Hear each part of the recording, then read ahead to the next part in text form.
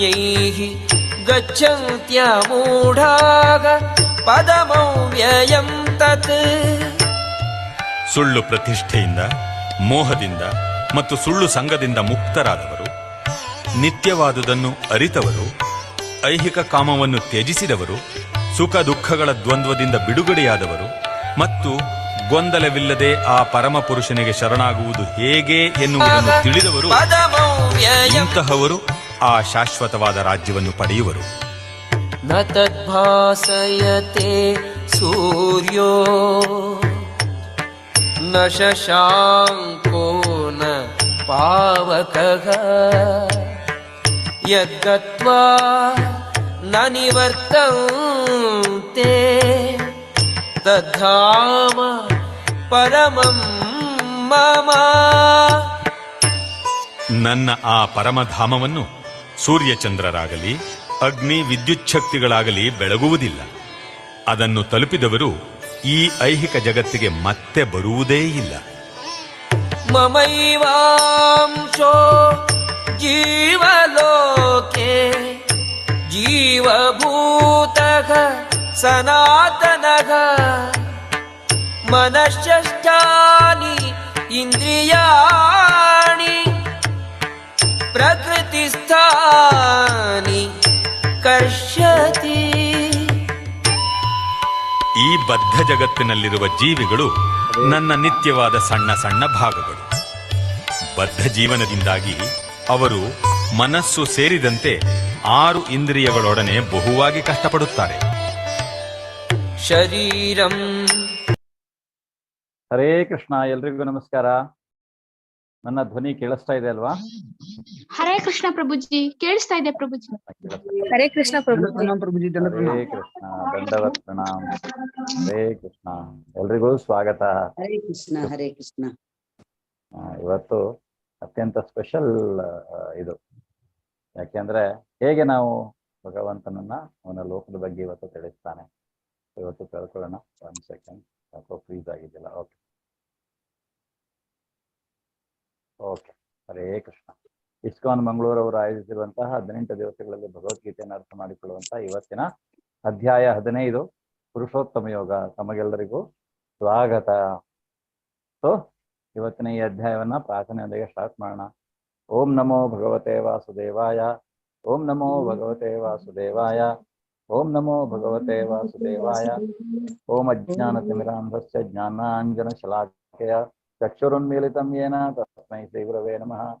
ಶ್ರೀ ಚೈತನ್ಯಮನೋಭೀಷ್ಟಂ ಸ್ಥಾಪಿತಂ ಯೇನ ಭೂತಲೇ ಸ್ವಯಂ ರೂಪಃ ಕದಾ ಮಹ್ಯಂ ದದಾತಿ ಸ್ವಪದಾಂತಿಕಂ. ವಂದೇಹಂ ಶ್ರೀಗುರೋ ಶ್ರೀಯುತಪದಕಮಲಂ ಶ್ರೀಗುರುನ್ ವೈಷ್ಣವಾಂಶ್ಚ ಶ್ರೀರೂಪಂ ಸಾಗರಜಾತಂ ಸಹಗಣ ರಘುನಾಥಾನ್ವಿತಂ ತಂ ಸಜೀವಂ ಸಾದ್ವೈತಂ ಸಾವಧೂತಂ ಪರಿಜನಸಹಿತಂ ಕೃಷ್ಣ ಚೈತನ್ಯ ದೇವಂ ಶ್ರೀ ರಾಧಾ ಕೃಷ್ಣ ಪಾದಾನ್ ಸಹಗಣ ಲಲಿತಾ ಶ್ರೀ ವಿಶಾಖಾಂಶ್ಚ. ಹೇ ಕೃಷ್ಣ ಕರುಣಾ ಸಿಂಧೋ ದೀನಬಂಧೋ ಜಗತ್ಪತೆ ರೂಪೇಶ ಗೋಪಿಕಾ ಕಾಂತ ರಾಧಾ ಕಾಂತ ನಮೋಸ್ತುತೆ. ಸಪ್ತ ಕಾಂಚನ ಗೌರಾಂಗಿ ರಾಧೆ ವೃಂದಾವನೇಶ್ವರಿ ವೃಷಭಾನುಸುತೆ ದೇವಿ ಪ್ರಣಮಾಮಿ ಹರಿಪ್ರಿಯೆ. ವಾಂಛಾಕಲ್ಪತರುಭ್ಯಶ್ಚ ಕೃಪಾ ಸಿಂಧುಭ್ಯೇವ ಚ ಪತಿತಾನಾಂ ಪಾವನೇಭ್ಯೋ ವೈಷ್ಣವೇಭ್ಯೋ ನಮೋ ನಮಃ. ನಮೋ ವಿಷ್ಣುಪಾದಾಯ ಕೃಷ್ಣ ಪ್ರೇಷ್ಠಾಯ ಭೂತಲೆ ಶ್ರೀಮತೆ ಭಕ್ತಿವೇದಾಂತ ಸ್ವಾಮಿ ನಿತ್ಯನಾಮಿನೆ. ನಮಸ್ತೆ ಸಾರಸ್ವತೆ ದೇವೆ ಗೌರವಾಣಿ ಪ್ರಚಾರಿಣೆ ನಿರ್ವಿಶೇಷ ಶೂನ್ಯವಾದಿ ಪಾಶ್ಚಾತ್ಯ ದೇಶತಾರಿಣೆ. ಜಯೋ ಶ್ರೀ ಕೃಷ್ಣ ಚೈತನ್ಯ ಪ್ರಭೋ ನಿತ್ಯಾನಂದ ಶ್ರೀ ಅದ್ವೈತ ಗದಾಧರ ಶ್ರೀವಾಸಾದಿ ಗೌರ ಭಕ್ತವೃಂದ. ಹರೇ ಕೃಷ್ಣ ಕೃಷ್ಣ ಕೃಷ್ಣ ಹರೇ ಹರೇ. ಹರೇ ರಾಮ ರಾಮ ರಾಮ ಹರೇ ಹರೇ. ಹರೇ ಕೃಷ್ಣ ಕೃಷ್ಣ ಕೃಷ್ಣ ಹರೇ ಹರೇ. ಹರೇ ರಾಮ ರಾಮ ರಾಮ ಹರೇ ಹರೇ. ಹರೇ ಕೃಷ್ಣ ಕೃಷ್ಣ ಕೃಷ್ಣ ಹರೇ ಹರೇ. ಹರೇ ರಾಮ ರಾಮ ರಾಮ ಹರೇ ಹರೇ. ಹರೇ ಕೃಷ್ಣ. ಹರೇ ಕೃಷ್ಣ. ಸೊ ನಿನ್ನೆ ನಾವು ತಿಳ್ಕೊಂಡಿದ್ದೇನು, ಹೇಗೆ ಐಹಿಕ ಪ್ರಕೃತಿ ಇದೆ, ಈ ಐಹಿಕ ಪ್ರಕೃತಿಯಲ್ಲಿ ಇರುವಂತವ್ರು ನಾವು ಹೇಗೆ ಬದುಕ್ತೇವೆ. ನಾವು 3 ಗುಣಗಳು, ನಾವು ನಿನ್ನೆ ತಿಳ್ಕೊಂಡು ಅರ್ಥ ಮಾಡಿಕೊಳ್ಳುವಂತ 3 ಗುಣಗಳು ಯಾವುದು? ಐಹಿಕ ಪ್ರಕೃತಿಯ ಗುಣಗಳು ಹೇಳ್ತಾನೆ ಭಗವಂತ. ಅಂದ್ರೆ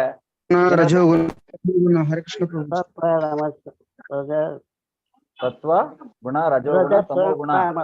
ಇದು ಈಗ ಇಲ್ಲಿರುವಂತಹ ಜೀವಿಗೆ ತಾನೇ ಎಲ್ಲ ಮಾಡ್ತಿದ್ದೀನಿ ಅಂತ, ಆದ್ರೆ ಭಗವಂತ ಹೇಳ್ತಾ ಇರುವಂತದ್ದೇನು, ಆ ಜೀವಿ ಏನು ಮಾಡ್ತಾ ಇಲ್ಲ, ಈ ಐಹಿಕ ಪ್ರಕೃತಿಯ ಗುಣಗಳಲ್ಲಿ ಅವನು ಯಾವ್ದಾದ್ರೂ ಒಂದರಲ್ಲಿ ಅವನು ಇರ್ತಾನೆ ಜೀವಿ ಅನ್ನುವಂಥವನು. ಆದ್ರಿಂದ ಈ ಗುಣಗಳು ಅವನನ್ನ ನಿಯಂತ್ರಿಸ್ತವೆ. ಸೊ ಈ ಮೂರು ಗುಣಗಳನ್ನೇ ನಾವು ಮಾಯೆ ಅಂತ ಕರೆಯುವಂತಹದ್ದು. ನಾವು ಯಾವಾಗಲೂ ಹೇಳ್ತೇವೆ ಮಾಯೆಯ ನಿಯಂತ್ರಣ, ಮಾಯೆಯ ನಿಯಂತ್ರಣ, ಮಾಯೆಯ ನಿಯಂತ್ರಣ ಅಂದ್ರೆ ಏನು? ಇದು ನಿಜವಾದ ಮಾಯೆಯ ನಿಯಂತ್ರಣ. ಈ ಮೂರು ಗುಣಗಳನ್ನ ಮೀರುವುದೇ ನಮ್ಮ ಆದ್ಯ ಕರ್ತವ್ಯ. ಅದಕ್ಕೆ ಅವನು ಹೇಳ್ತಾನೆ, ಈ ಮೂರು ಗುಣಗಳಲ್ಲಿ ಅತ್ಯಂತ ಶ್ರೇಷ್ಠವಾದ ಗುಣ ಯಾವುದು? ಈ ಮೂರು ಗುಣಗಳಲ್ಲಿ ಸತ್ವಗುಣ. ಸತ್ವಗುಣ ಈ ಮೂರು ಗುಣಗಳಲ್ಲಿ, ಸತ್ವ ರಜೋ ತಮಗಳಲ್ಲಿ. ರಜೋತಮ ಗೊತ್ತು ನಿಮ್ಗೆ, ಅತ್ಯಂತ ರಜಸ್ಸು ಅಂದ್ರೆ ಬಹಳ ಲೋಭಿಗಳಾಗ್ತಾರೆ, ತಮೋ ಗುಣದಲ್ಲಿ ದುಃಖಿಗಳಾಗ್ತಾರೆ, ಅಥವಾ ಅವರು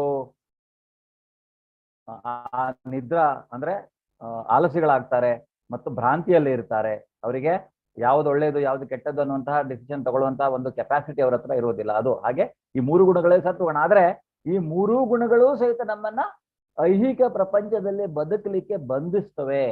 ಈ ಮೂರೂ ಗುಣಗಳು ನಮ್ಮನ್ನ ಮೋಕ್ಷಕ್ಕೆ ದಾರಿ ಮಾಡಿಕೊಡುವುದಿಲ್ಲ. ಈವನ್ ಸತ್ವಗುಣ ಸಹಿತ, ಸತ್ವಗುಣದಲ್ಲಿ ಅವನು ಸುಖಿಯಾಗಿರ್ತಾನೆ, ಪುಣ್ಯವನ್ನ ಗಳಿಸ್ತಾನೆ, ಅವನು ಸ್ವರ್ಗಕ್ಕೂ ಹೋಗ್ಬಹುದು.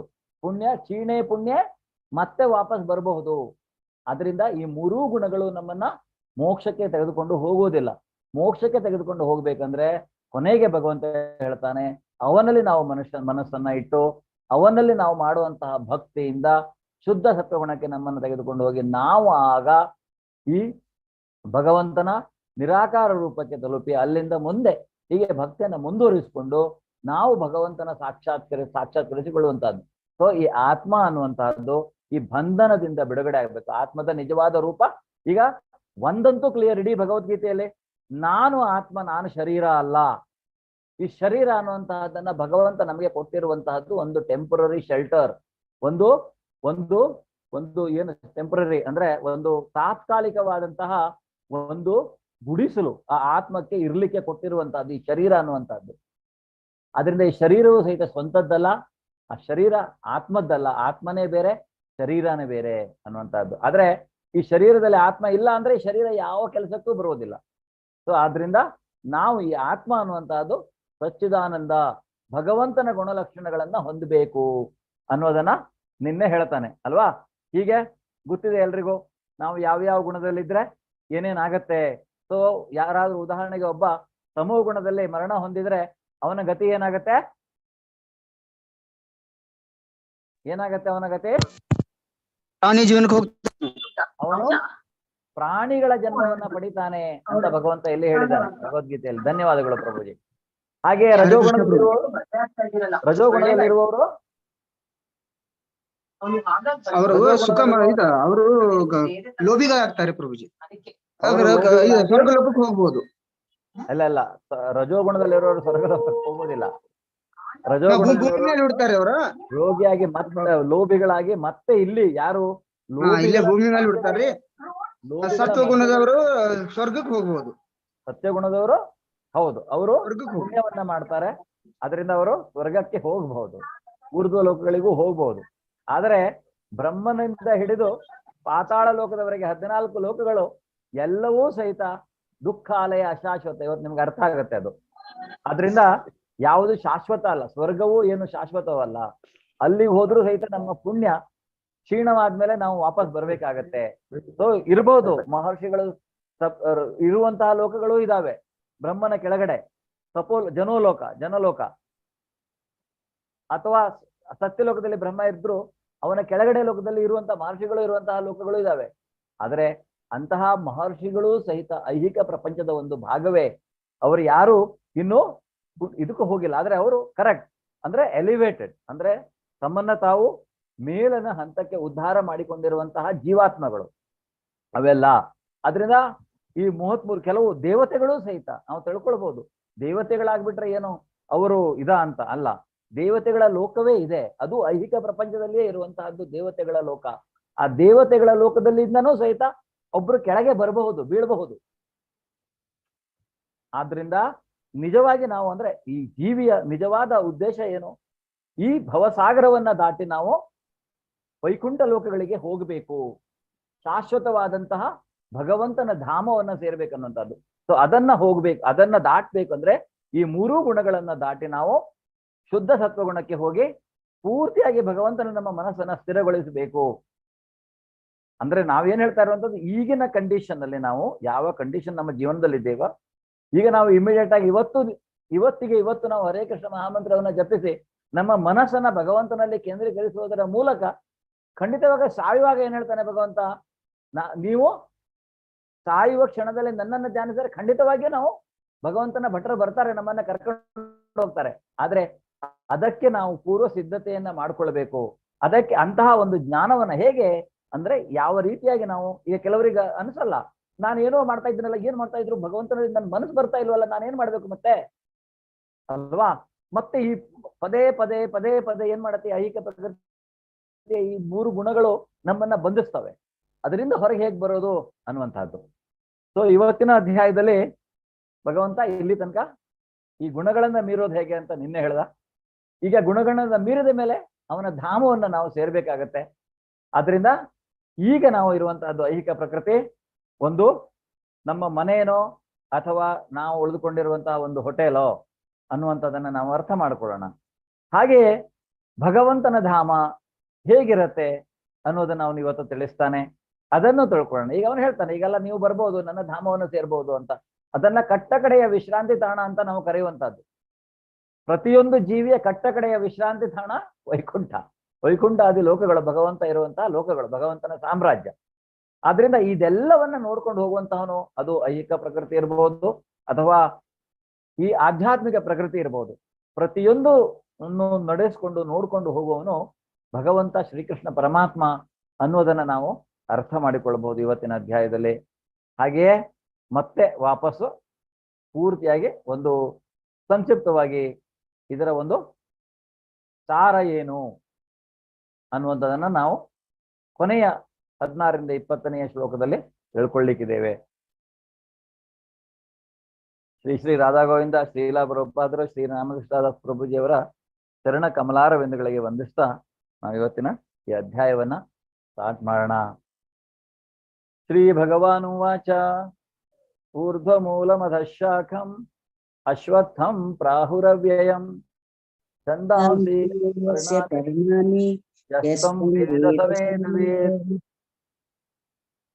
ದೇವೋತ್ತಮ ಪರಮಪುರುಷನು ಹೀಗೆ ಹೇಳಿದನು, ಬೇರುಗಳು ಮೇಲಿರುವ ಮತ್ತು ರಂಬೆಗಳು ಕೆಳಗಿರುವ ಅವಿನಾಶಿಯಾದ ಅಶ್ವತ್ಥ ವೃಕ್ಷ ಒಂದಿದೆ.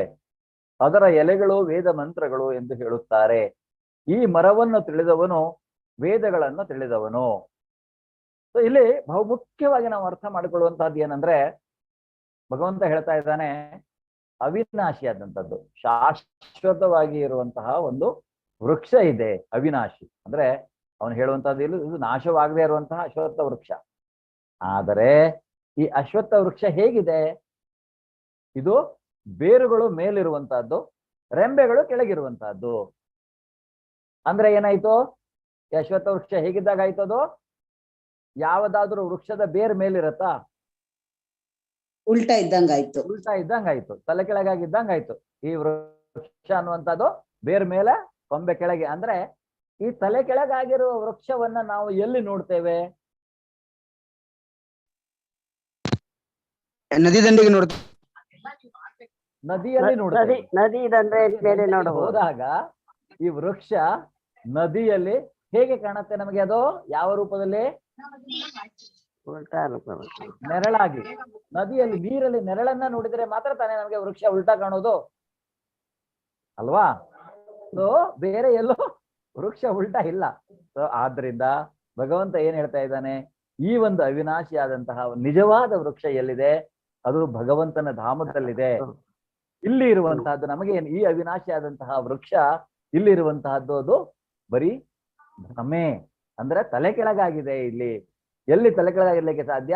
ಅದು ಭ್ರಮೆಯಾಗಿರತ್ತೆ ಅನ್ನುವುದನ್ನು ನಾವಿಲ್ಲಿ ಅರ್ಥ ಮಾಡಿಕೊಳ್ಳುವಂತ ಮಾತು. ಅಷ್ಟೇ ಅಲ್ಲ, ಅದರ ಎಲೆಗಳು ವೇದ ಮಂತ್ರಗಳು ಎಂದು ಹೇಳುತ್ತಾರೆ. ಆದ್ರಿಂದ ಈ ಜೀವಿಯಾದವನು ಏನ್ ಮಾಡ್ತಾನೆ, ಈ ಒಂದು ಎಲೆಯಿಂದ ಇನ್ನೊಂದು ಎಲೆಗೆ ಹೋಗ್ತಾ ಇರ್ತಾನೆ. ಆದ್ರೆ ಅವನು ಪೂರ್ತಿಯಾಗಿ ಆ ಎಲೆಗಳ ವೇದ ಮಂತ್ರಗಳನ್ನ ಹಿಂದಿನ ಉದ್ದೇಶ ಏನು ಅನ್ನೋದು ಅವನಿಗೆ ಅರ್ಥ ಆಗ್ತಾ ಇಲ್ಲ. ಅದರಿಂದ ಅವನು ಒಂದು ಎಲೆಯಿಂದ ಇನ್ನೊಂದು ಎಲೆಗೆ ಜಂಪ್ ಮಾಡುವಂತಹದ್ದು, ಒಂದು ರೆಂಬೆಯಿಂದ ಇನ್ನೊಂದು ರೆಂಬೆಗೆ ಹಾರುವಂತಹದ್ದು, ಆ ರೀತಿಯಾಗಿ ಶರೀರ ಅಂದ್ರೆ ಅವನು ಆ ರೀತಿಯಾಗಿ ಅವನಿಲ್ಲಿ ಜೀವನವನ್ನ ಸಾಗಿಸ್ತಾನೆ. ಆದರೆ ಅವನಿಗೆ ಈ ನಿಜವಾದ ನಿಜವಾದ ವೃಕ್ಷ ಎಲ್ಲಿದೆ ಅಲ್ಲಿ ಹೋಗ್ಬೇಕು ಅವನು ಆಕ್ಚುಲಿ.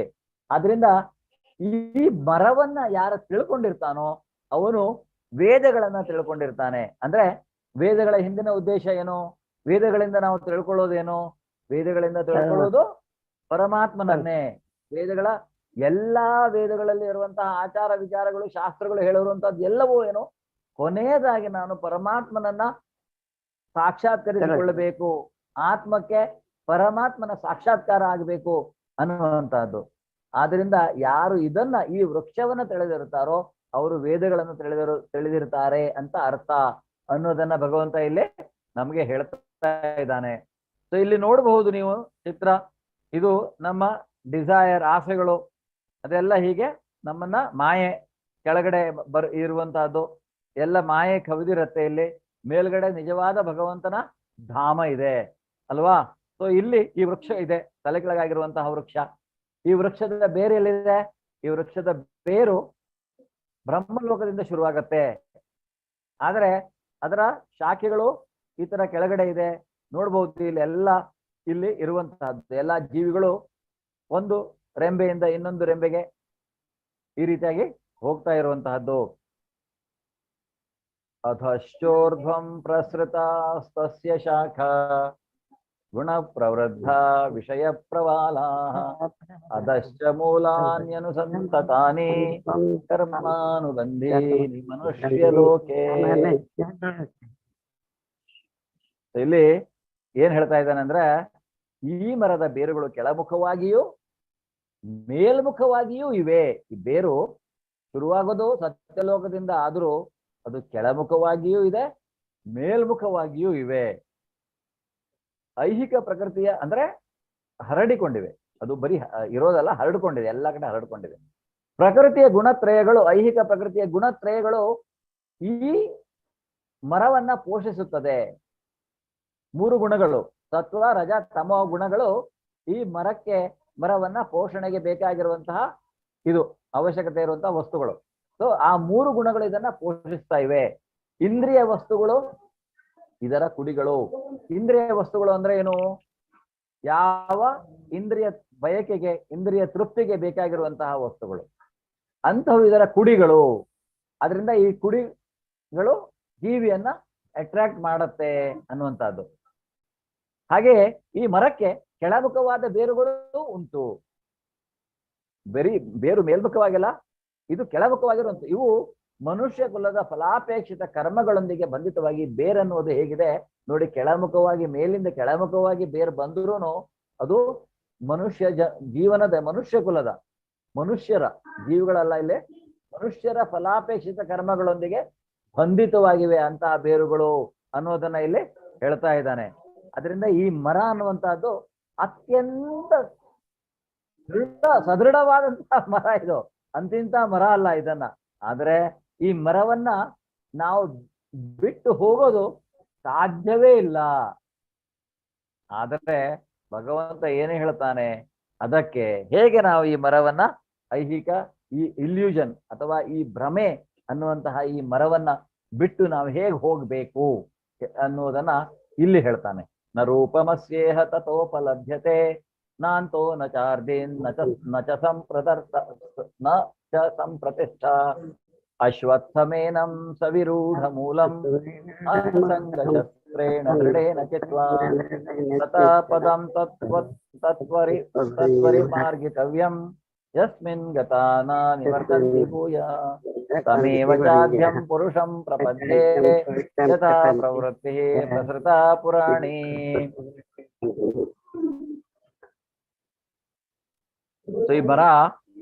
ಈ ಮರದ ನಿಜವಾದ ರೂಪವನ್ನು ಜಗತ್ತಿನಲ್ಲಿ ಕಾಣಲಾಗುವುದಿಲ್ಲ. ಅದರ ಅಂತ್ಯ, ಆದಿ ಅಥವಾ ಅಸ್ಥಿವಾರಗಳನ್ನು ಯಾರೂ ಅರ್ಥ ಮಾಡಿಕೊಳ್ಳಲಾರರು. ಆದರೆ ಮನುಷ್ಯನು ದೃಢ ಮನಸ್ಸಿನಿಂದ ಅನಾಸಕ್ತಿಯ ಶಸ್ತ್ರದಿಂದ ದೃಢವಾದ ಬೇರಿರುವ ಈ ಮರವನ್ನು ಕಡಿದು ಹಾಕಬೇಕು. ಅನಂತರ ಯಾವ ಸ್ಥಳಕ್ಕೆ ಒಮ್ಮೆ ಹೋದರೆ ಮತ್ತೆ ಹಿಂತಿರುಗುವುದಿಲ್ಲವೋ ಆ ಸ್ಥಳವನ್ನ ಹುಡುಕಬೇಕು. ಅಲ್ಲಿ ದೇವೋತ್ತಮ ಪರಮ ಪುರುಷನಿಗೆ ಶರಣಾಗತನಾಗಬೇಕು. ಅನಾದಿ ಕಾಲದಿಂದ ಎಲ್ಲವೂ ಅವನಿಂದಲೇ ಪ್ರಾರಂಭವಾಯಿತು, ಎಲ್ಲವೂ ಅವನಿಂದಲೇ ವಿಸ್ತಾರಗೊಂಡಿವೆ. ಸೊ ಈ ಮರವನ್ನ ನಾವು ಕಡಿದು ಹಾಕಬೇಕು. ಹೇಗೆ ಕಡಿಯೋದು ಅದನ್ನ? ಅನಾಸಕ್ತಿಯ ಶಸ್ತ್ರದಿಂದ. ಈ ಒಂದು ಐಹಿಕ ಪ್ರಪಂಚ ಅನ್ನುವಂಥದ್ದು, ಈ ಮರ ಅನ್ನುವಂಥದ್ದು ಈ ಪ್ರಪಂಚದಲ್ಲಿ ಯಾವ ರೀತಿಯಾಗಿ ಹರಡಿಕೊಂಡಿದೆ ಅಂದ್ರೆ, ಇದರ ನಿಜವಾದ, ಈ ಮರದ ನಿಜವಾದ ರೂಪ ನಮ್ಗೆ ಇಲ್ಲಿ ನೋಡ್ಲಿಕ್ಕೆ ಆಗೋದಿಲ್ಲ. ಇದು ಒಂದು ಅದರ ಒಂದು ಪರಿಚಯ ಮಾತ್ರ, ಒಂದು ನೆರಳು ತರ, ಇದು ಒಂದು ಭ್ರಮೆ ಅಥವಾ ಇಲ್ಯೂಷನ್ ಅಂತ ನಾವು ತಿಳ್ಕೊಬಹುದು. ಇದನ್ನ ನಾವಿಲ್ಲಿ ನೋಡ್ತಾ ಇರೋದೇ ಹೊರತು ನಿಜವಾದ ಮರ ಇರುವುದು ಬೇರೆ ಕಡೆ. ಆದ್ರಿಂದ ಇದರ ಅಂತ್ಯ ಆದಿ ಅಥವಾ ಅಸ್ಥಿವಾರ. ಇದು ಎಲ್ಲಿಂದ ಬಂತು, ಯಾಕೆ ಬಂತು, ಎಲ್ಲಿದೆ ಇದು, ಎಲ್ಲಿ ಕೊನೆ ಆಗತ್ತೆ, ಇದನ್ನ ಯಾರೂ ಅರ್ಥ ಮಾಡಿಕೊಳ್ಳಾರು. ಯಾಕೆಂದ್ರೆ ಇದು ಬಂದಿರುವಂತಹದ್ದು ಭಗವಂತನಿಂದ. ಇದರ ಮೂಲ, ಈ ಮರದ ಮೂಲವೇ ಅವನು. ಆದ್ರಿಂದ ಅವನೇನ್ ಹೇಳ್ತಾನೆ, ಆದರೆ ಈ ಮರವನ್ನ, ಐಹಿಕ ಪ್ರಪಂಚದಲ್ಲಿ ತಲೆ ಕೆಳಗಾಗಿರುವಂತಹ ಈ ಅಶ್ವತ್ಥ ವೃಕ್ಷವನ್ನ ನಾವು ಅನಾಸಕ್ತಿ, ಅಸಂಗ ಶಸ್ತ್ರೇಣ ಅಂದ್ರೆ ಅನಾಸಕ್ತಿ, ಅದರ ಕುರಿತಾಗಿ ಯಾವುದೇ ಆಸಕ್ತಿಯನ್ನ ನಾವು ಹೊಂದಿರಬಾರದು. ಈಗ ಮನಸ್ಸು ಅನ್ನುವಂತಹದ್ದು ಗೊತ್ತಿದೆ, ಚಂಚಲ. ಅದು ಇಂಗ್ಲಿಷಲ್ಲಿ ಹೇಳುವಂತಹದ್ದು ಮೀನಿಂಗ್ ಮೇಕಿಂಗ್ ಮಷೀನ್. ಹಲವಾರು ರೀತಿಯ ಅರ್ಥಗಳನ್ನ ಕೊಡ್ತಾ ಇರತ್ತೆ ಈ ಮನಸ್ಸು. ಆದ್ರೆ ಈ ಮನಸ್ಸು ಅನ್ನುವಂತಹದ್ದು ಈ ರೀತಿಯಾಗಿ ಏನಾಗತ್ತೆ, ಆ ಕೊಂಬೆ ಈ ಕೊಂಬೆ ಅಲ್ವಾ, ಹೀಗೆ ಹಲವಾರು ರೀತಿಯಲ್ಲಿ ವಿಚಲಿತವಾಗ್ತಾ ಇರತ್ತೆ. ಸೊ ಆದ್ರಿಂದ ಅದು ಆಸಕ್ತಿಯನ್ನ ಬೆಳೆಸ್ಕೊಳ್ಳುತ್ತೆ. ಆ ಮನಸ್ಸು ಅನಾಸಕ್ತಿಯನ್ನ ಬೆಳೆಸ್ಕೊಳ್ಬೇಕು. ಆದ್ರಿಂದ ಈ ಮರವನ್ನ ನಾವು ಕಡಿಲಿಕ್ಕೆ ಬೇರೆ ಯಾವುದೇ ಶಸ್ತ್ರಗಳನ್ನು ಉಪಯೋಗಿಸ್ಲಿಕ್ಕೆ ಸಾಧ್ಯವಿಲ್ಲ. ಈ ಮರವನ್ನ ಕಡಿಯದ ಹೊರತು ನಾವು ಆಧ್ಯಾತ್ಮಿಕ ಪ್ರಪಂಚಕ್ಕೆ ಹೋಗ್ಲಿಕ್ಕೆ ಸಾಧ್ಯವಿಲ್ಲ. ಆದ್ರಿಂದ ಈ ಮರವನ್ನ ನಾವು ಕಡಿಬೇಕು. ಅನಾಸಕ್ತಿ, ಯಾವುದೇ ರೀತಿಯಾದಂತಹ ಇಂದ್ರಿಯ ವಸ್ತುಗಳಲ್ಲಿ ನಮ್ಮ ಆಸಕ್ತಿ ಬಿಡಬೇಕು. ನಾವು ಯಾವಾಗ ನಾವು ಇಂದ್ರಿಯ ವಸ್ತುಗಳಲ್ಲಿ ನಮ್ಮ ಆಸಕ್ತಿಯನ್ನ ಬಿಡ್ತೇವೋ, ನಮ್ಮ ಮನಸ್ಸನ್ನು ಪರಿಪೂರ್ಣವಾಗಿ ಭಗವಂತ ಪರಮ ಪುರುಷೋತ್ತಮನಲ್ಲಿ ನಾವು ಶರಣಾಗತರಾಗಿ ಅವನಲ್ಲಿ ನಮ್ಮ ಮನಸ್ಸನ್ನ ಇಡ್ತೇವೋ, ಅದರಿಂದ ಆ ಒಂದು ಅಸಂಗ ಶಸ್ತ್ರ, ಅದನ್ನ ನಾವು ಈ ಮರವನ್ನ ಕಡಿಬಹುದು. ಕಡಿದು ನಾವು ಆಗ ಏನಾಗುತ್ತೆ, ಆಟೋಮೆಟಿಕಲಿ ನಾವು ಒಂದು ಜಾಗಕ್ಕೆ ಹೋಗ್ತೇವೆ. ಅಲ್ಲಿ ಹೋದ್ರೆ ಮತ್ತೆ ವಾಪಸ್ ಬರೋದಿಲ್ಲ. ಅಲ್ಲಿ ಪೂರ್ತಿಯಾಗಿ ನಾವು ಭಗವಂತನಿಗೆ, ಪರಮ ಪುರುಷನಿಗೆ, ನೋಡಿ ಭಗವಂತನ ಕೃಷ್ಣನಿಗೆ ಪುರುಷೋತ್ತಮ, ಪರಮ ಪುರುಷ ಅಲ್ವಾ, ಎಷ್ಟೆಲ್ಲ ಹೆಸರುಗಳಿದಾವೆ. ಸೊ ಪರಮ ಪುರುಷನಿಗೆ ಅಲ್ಲಿ ಶರಣಾಗತರಾಗಬೇಕು. ಸೊ ಯಾವಾಗ ನಾವು ಅನಾಸಕ್ತಿಯಿಂದ ಆಟೋಮೆಟಿಕಲಿ ಬರುತ್ತೆ ಈ ಅನಾಸಕ್ತಿ ಅನ್ನುವಂತಹ ಒಂದು ನಿಮಗೆ ಅನುಭವ. ಹರೇ ಕೃಷ್ಣ ಮಹಾಮಂತ್ರವನ್ನ ಸ್ವಲ್ಪ ತಿಂಗಳುಗಳ ಕಾಲ ಜಪಿಸಿ, ಪ್ರತಿನಿತ್ಯ ಜಪಿಸಿ, ನಿಮಗೆ ಗೊತ್ತಾಗತ್ತೆ. ಹೇಗೆ ನಿಮ್ಗೆ ರಾತ್ರಿ ಮಲಗುವಾಗ ಕೃಷ್ಣ, ಬೆಳಗ್ಗೆ ಎದ್ಮೇಲೆ ಕೃಷ್ಣ, ಕಷ್ಟ ಬಂದಾಗ ಕೃಷ್ಣ, ಸುಖ ಬಂದಾಗ ಅವನೇ ಕೊಟ್ಟಿರುವುದು ಕೃಷ್ಣ ಅಲ್ವಾ. ಹಲವಾರು ಹೀಗೆ ಪ್ರತಿದಿನ ಅಡಿಗೆ ಮಾಡ್ತಾ ಇರ್ತೀರಾ, ಬಹಳ ಅಡಿಗೆ ರುಚಿಯಾಗಿದೆಯೋ ಏನಾಗಿದೆಯೋ ಅದು ಕೃಷ್ಣ, ಅವನಿಗೆ ಅರ್ಪಿಸುವಂತಹದ್ದು. ಹೀಗೆ ಪ್ರತಿಯೊಂದರಲ್ಲಿಯೂ ಕೃಷ್ಣ ಇರ್ತಾನೆ. ಅವನು ಹೇಳಿದಾನಲ್ವಾ, ನೀರಿನ ರುಚಿ ನಾನು. ಹಲವಾರು ಕಡೆ ಅವನನ್ನು ನಾವು ನೋಡ್ಬೋದು. ಅವನು ಪ್ರತಿಯೊಂದು ಚರಾಚರ ವಸ್ತುಗಳ ಹೊರಗೋ ಇರುವಂತವನು. ಆದ್ರಿಂದ ಕೃಷ್ಣ ಪ್ರತಿಯೊಂದು ಕಡೆಗೂ ಇರ್ತಾನೆ. ಅದು ನಮ್ಗೆ ಮನಸ್ಸು ಅನ್ನುವಂತಹದ್ದು ಐಹಿಕ ತೃಪ್ತಿಯ ಆಸಕ್ತಿಯಿಂದ ಹೊರಗೆ ಬರಬೇಕು. ಆಗ ಮಾತ್ರ ನಾವು ಎಲ್ಲ ಕಡೆ ಭಗವಂತನನ್ನು ನೋಡ್ಲಿಕ್ಕೆ ಸಾಧ್ಯ. ಆಗ ಮಾತ್ರ ನಮ್ಗೆ ಈ ಅನಾಸಕ್ತಿಯ ಶಸ್ತ್ರ ಬರುತ್ತೆ. ಅದರಿಂದ ನಾವು ಇದನ್ನ ಕಡಿಬಹುದು. ಸೊ ಅನಾದಿ ಕಾಲದಿಂದ ಎಲ್ಲವೂ ಆದಿಯೇ ಇಲ್ಲದಂತಹ ಕಾಲ ಅಂತ ಹೇಳ್ತಾನೆ ಅವನು. ಅನಾದಿ ಅಂದ್ರೆ ಏನು? ಅನಾದಿ ಅಂದ್ರೆ ಆದಿ ಅನ್ನುವುದೇ ಇಲ್ಲ. ಆಶ್ಚರ್ಯ ಅಲ್ವಾ? ಜೀವನದಲ್ಲಿ ಎಲ್ಲದಕ್ಕೂ ಆದಿ ಇದೆ, ಎಲ್ಲದಕ್ಕೂ ಅಂತ್ಯ ಇದೆ ಅಂತ ನಾವು ಹೇಳ್ತೇವೆ. ಆದರೆ ಭಗವಂತ ಹೇಳ್ತಾ ಇದ್ದಾನೆ ಅನಾದಿ ಕಾಲದಿಂದ. ಎಲ್ಲಿದೆ ಇದರ ಆದಿ? ಎಲ್ಲವೂ ಅವನಿಂದಲೇ ಪ್ರಾರಂಭವಾಯಿತು. ಅವನು ಹೇಳ್ತಾನೆ ಆದಿಯೇ ಇಲ್ಲ ಇದಕ್ಕೆ. ಅಂದ್ರೆ ನೋಡಿ ಭಗವಂತ ಯಾವಾಗಿಂದಿದ್ದಾನೆ ಅಂತ ನಾವು ಎಣಿಸ್ಕೊಳ್ಬಹುದು. ಆದಿಯೇ ಇಲ್ಲ ಅಂತ ಹೇಳ್ತಾನೆ. ಅವನಿದ್ದಾನೆ, ಎಲ್ಲ ಕಡೆ ಇದ್ದಾನೆ, ಯಾವಾಗ್ಲಿಂದನೂ ಇದ್ದಾನೆ. ಆದ್ದರಿಂದ ಎಲ್ಲವೂ ಅವನಿಂದ ಪ್ರಾರಂಭವಾಯಿತು. ಮತ್ತೆ ಇದರೆಲ್ಲದರ ವಿಸ್ತರಣೆ ಅವನಿಂದಲೇ ಆಗಿರುವಂತಹದ್ದು ಅನ್ನುವಂತಹದ್ದು.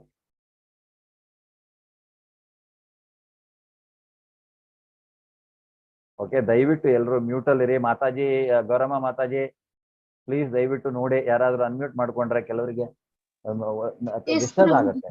ಓಕೆ, ದಯವಿಟ್ಟು ಯಾರು ಈ ತರ ಮೆಸೇಜ್ ಹಾಕ್ಬಾರ್ದು. ನೀವೇ ಇದಾಗಿ ಪ್ರೊಆಕ್ಟಿವ್ ಆಗಿ ಸ್ವಲ್ಪ ಇದನ್ನ ನೋಡಿ. ಕ್ಲಾಸ್ ಮಿಡ್ಲಲ್ಲಿ ಅನ್ಮ್ಯೂಟ್ ಮಾಡ್ಕೊಂಡು ಪ್ರಾಬ್ಲಮ್ ಆಗುತ್ತೆ, ಡಿಸ್ಟ್ರಾಕ್ಟ್ ಆಗುತ್ತೆ. ಓಕೆ,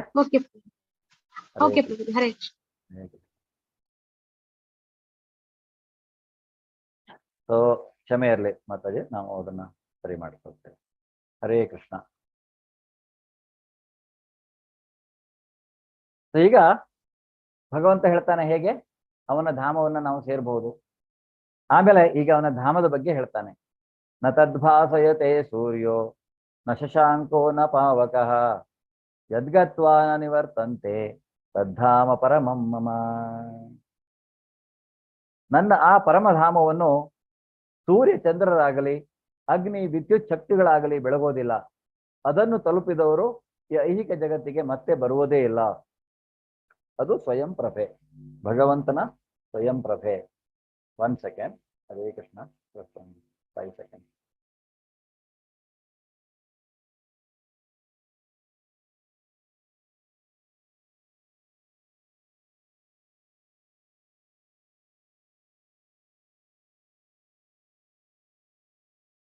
ಅವನು ಈ ಪರಮಧಾಮ ಭಗವಂತನ ಧಾಮವನ್ನ ಸೂರ್ಯ ಚಂದ್ರರಾಗಲಿ ವಿದ್ಯುತ್ ಶಕ್ತಿಗಳಾಗಲಿ ಬೆಳಗುವುದಿಲ್ಲ. ಈ ವಿದ್ಯುತ್ ಶಕ್ತಿಯ ಬಗ್ಗೆ ಆಗ್ಲೇ ಅವರು ಹೇಳಿದ್ದಾನೆ, ಅಲ್ಲಿ ಅರ್ಥ ಮಾಡ್ಕೊಳ್ಳಿ. ಅಂದ್ರೆ ಆರ್ಟಿಫಿಷಿಯಲ್ ಲೈಟ್ಸ್ ಅಥವಾ ಎನರ್ಜಿ ಅಲ್ವಾ, ಹೀಗೆ ಬೇರೆ ನಾವು ಮಾಡ್ಕೊಂಡಿರುವಂತಹದ್ದು ಅಂತಹ ಯಾವುದೇ ರೀತಿಯಾದಂತಹ ಇಲ್ಲ. ಸೂರ್ಯಚಂದ್ರರು ಅಂದ್ರೆ ಶ್ರೀಕೃಷ್ಣನ ಕಣ್ಣುಗಳು ಅಂತ ಹೇಳ್ತಾರೆ, ಪರಮಾತ್ಮನ ಕಣ್ಣುಗಳು. ಆದ್ರೆ ಅಂತಹ ಸೂರ್ಯಚಂದ್ರರು ಸಹಿತ ಏನು ಅಲ್ಲಿ ಇಲ್ಲ. ಹಾಗಾದ್ರೆ ಆ ಇದು ಅಂತಹ ಒಂದು ಅವನ ಧಾಮ ಹೇಗೆ ಬೆಳಗ್ತಾ ಇದೆ ಅನ್ನೋದನ್ನು ನಾವಿಲ್ಲಿ ನೋಡ್ಬಹುದು. ಅಂದ್ರೆ ಭಗವಂತ ಎಲ್ಲಿರ್ತಾನೆ ಕೃಷ್ಣ ಅನ್ನೋದನ್ನ ನೀವು ಇಲ್ಲಿ ಚಿತ್ರದಲ್ಲಿ ನೋಡಿದ್ರೆ ಈ ಕಮಲದ ಹೂವಿನ ತರದ ಒಂದು ಇದೆಯಲ್ಲ, ಅದು ಭಗವಂತನ, ಇದೆಲ್ಲ ವೈಕುಂಠ ಧಾಮಗಳು ಇಲ್ಲಿ ಕಾಣುವಂತಹದ್ದು.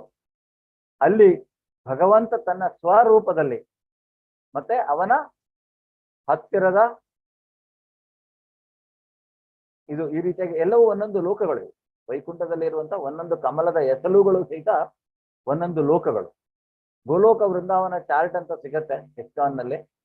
ಸೊ ಅದರಲ್ಲಿ ನಿಮ್ಗೆ ಇನ್ನು ಡೀಟೇಲ್ ಅಲ್ಲಿ ಇದನ್ನ ನೋಡ್ಬೋದು ಏನೇನಿದೆ ಅನ್ನುವಂಥದ್ದು ಇದರಲ್ಲಿ. ಸೊ ಭಗವಂತ ಎಲ್ಲಿರ್ತಾನೆ? ಭಗವಂತ ಅಲ್ಲಿಯೂ ಸಹಿತ ಒಂದು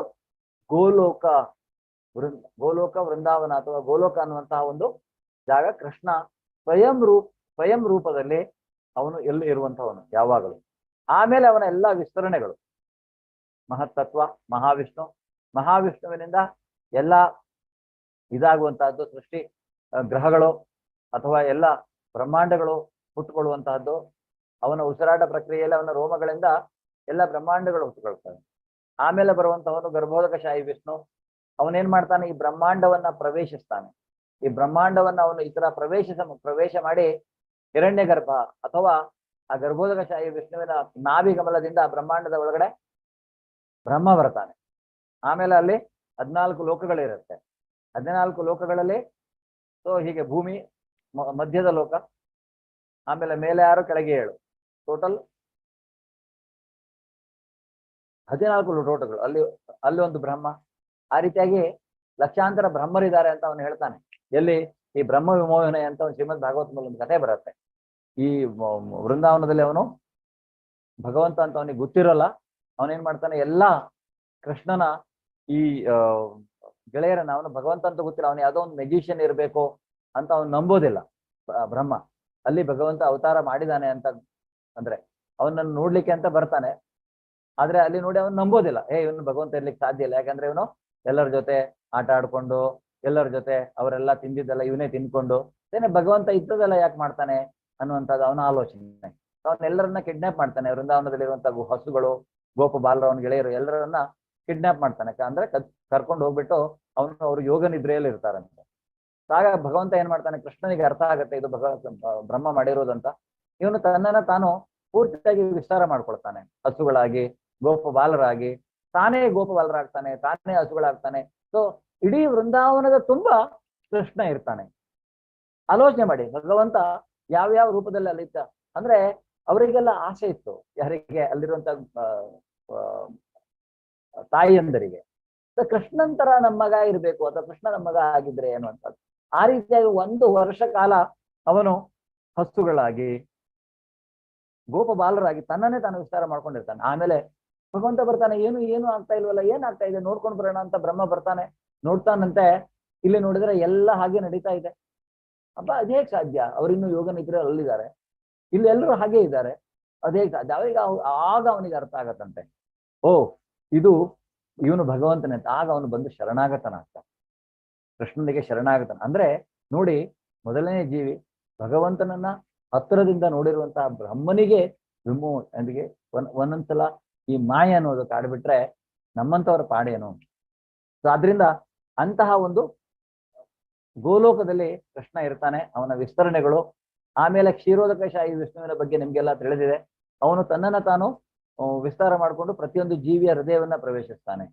ಈಗ ಅವನು ಭಗವಂತ ಹೇಳಿರೋ ಹಾಗೆ ಗರ್ಭೋದಕಶಾಹಿ ವಿಷ್ಣುವಾಗಿ ಒಂದು ಲೋಕ ಬ್ರಹ್ಮಾಂಡವನ್ನು ಅವನು ಪ್ರವೇಶಿಸಿದ ನಂತರ ಎಲ್ಲಾ ಗ್ರಹಗಳು ಒಂದೇ ರೀತಿಯಾಗಿ ಚಲಿಸುವಂತೆ ಅವನು ನೋಡ್ಕೊಳ್ತಾನೆ ಅಲ್ವಾ. ಹೇಗೆ? ಭೂಗ್ರಹವನ್ನೇ ನಾವು ತೆಗೆದುಕೊಂಡ್ರೂ ಸಹಿತ ಭೂಮಿ ತನ್ನ ಸುತ್ತ ತಿರುಗಿ ಸೂರ್ಯನ ಸುತ್ತ ತಿರುಗತ್ತೆ. ಆದರೆ ಆ ರೀತಿಯಾಗಿ ಅದು ನಿಯಮಿತವಾಗಿ ಒಂದೇ ರೀತಿಯಾಗಿ ಮಾಡ್ಕೊಂಡು ಹೋಗಿ ಎಲ್ಲ ಗ್ರಹಗಳು, ಫಾರ್ ದಟ್ ಮ್ಯಾಟರ್ ಸೂರ್ಯ ಇರ್ಬೋದು, ಕುಜ ಇರ್ಬೋದು, ಮಂಗಳ ಇರ್ಬೋದು, ಹೀಗೆ ಹಲವಾರು ನವಗ್ರಹಗಳನ್ನ ನಾವು ಹೇಳ್ತೇವೆ ಶಾಸ್ತ್ರದಲ್ಲಿ. ಸೊ ಅಂತಹ ಪ್ರತಿಯೊಂದು ಗ್ರಹಗಳು ತಮ್ಮ ಪಾಡಿಗೆ ಇದ್ದು ತಮ್ಮ ಕರ್ತವ್ಯಗಳನ್ನು ನಾವು ಮಾಡ್ಕೊಂಡು ಹೋಗ್ತಾ ಇದ್ದಾವೆ. ಅದು ಹೇಗೆ ಸಾಧ್ಯ ಅಲ್ವಾ? ಈಗ ನಾವು ಒಂದು ಗುರುತ್ವಾಕರ್ಷಣ ಶಕ್ತಿಯ ಬಗ್ಗೆ ಮಾತಾಡ್ತೇವೆ, ಅಥವಾ ಯಾವುದಾದ್ರೂ ಒಂದು ಗ್ರಹಕ್ಕೆ ನಾವು ಏನನ್ನಾದ್ರೂ, ಈಗ ಉದಾಹರಣೆಗೆ ಈಗ ನಾವೀಗ ಮಂಗಳ ಗ್ರಹಕ್ಕೆ ಅಥವಾ ಈ ನಮ್ಮ ಚಂದ್ರ ಗ್ರಹಕ್ಕೆ ಹೀಗೆ ನಮ್ಮ ನಮ್ಮ ಉಪಗ್ರಹಗಳನ್ನ ಬಿಟ್ಟಿದ್ದೇವೆ. ಈಗ ಚಂದ್ರನಲ್ಲೇ ಆಲ್ಮೋಸ್ಟ್ ಮನುಷ್ಯರು ಹೋಗೋದೊಂದು ಬಾಕಿ ಇದೆ ಈಗ ಅಲ್ವಾ.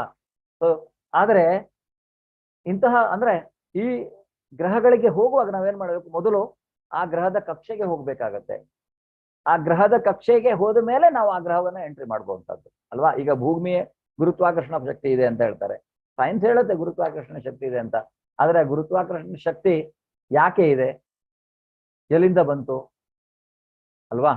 ಸೊ ಆ ರೀತಿಯಾದಂತ ಒಂದು ಅದನ್ನ ಭಗವಂತ ಹೇಳ್ತಾನೆ ಅಲ್ವಾ. ಹೇಗೆ ಎಲ್ಲ ಒಂದು ದಾರದಲ್ಲಿ ಮಣಿಗಳನ್ನ ಪೋಣಿಸಿದ ಹಾಗೆ ನನ್ನನ್ನೇ ಅವಲಂಬಿಸಿವೆ ಅಂತ. ಸೊ ಪ್ರತಿಯೊಂದು ಗ್ರಹವು ಅವನನ್ನ ಅವಲಂಬಿಸಿವೆ.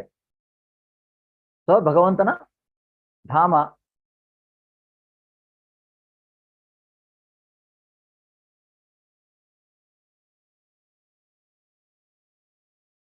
ಇಲ್ಲಿ ನೋಡಬಹುದು.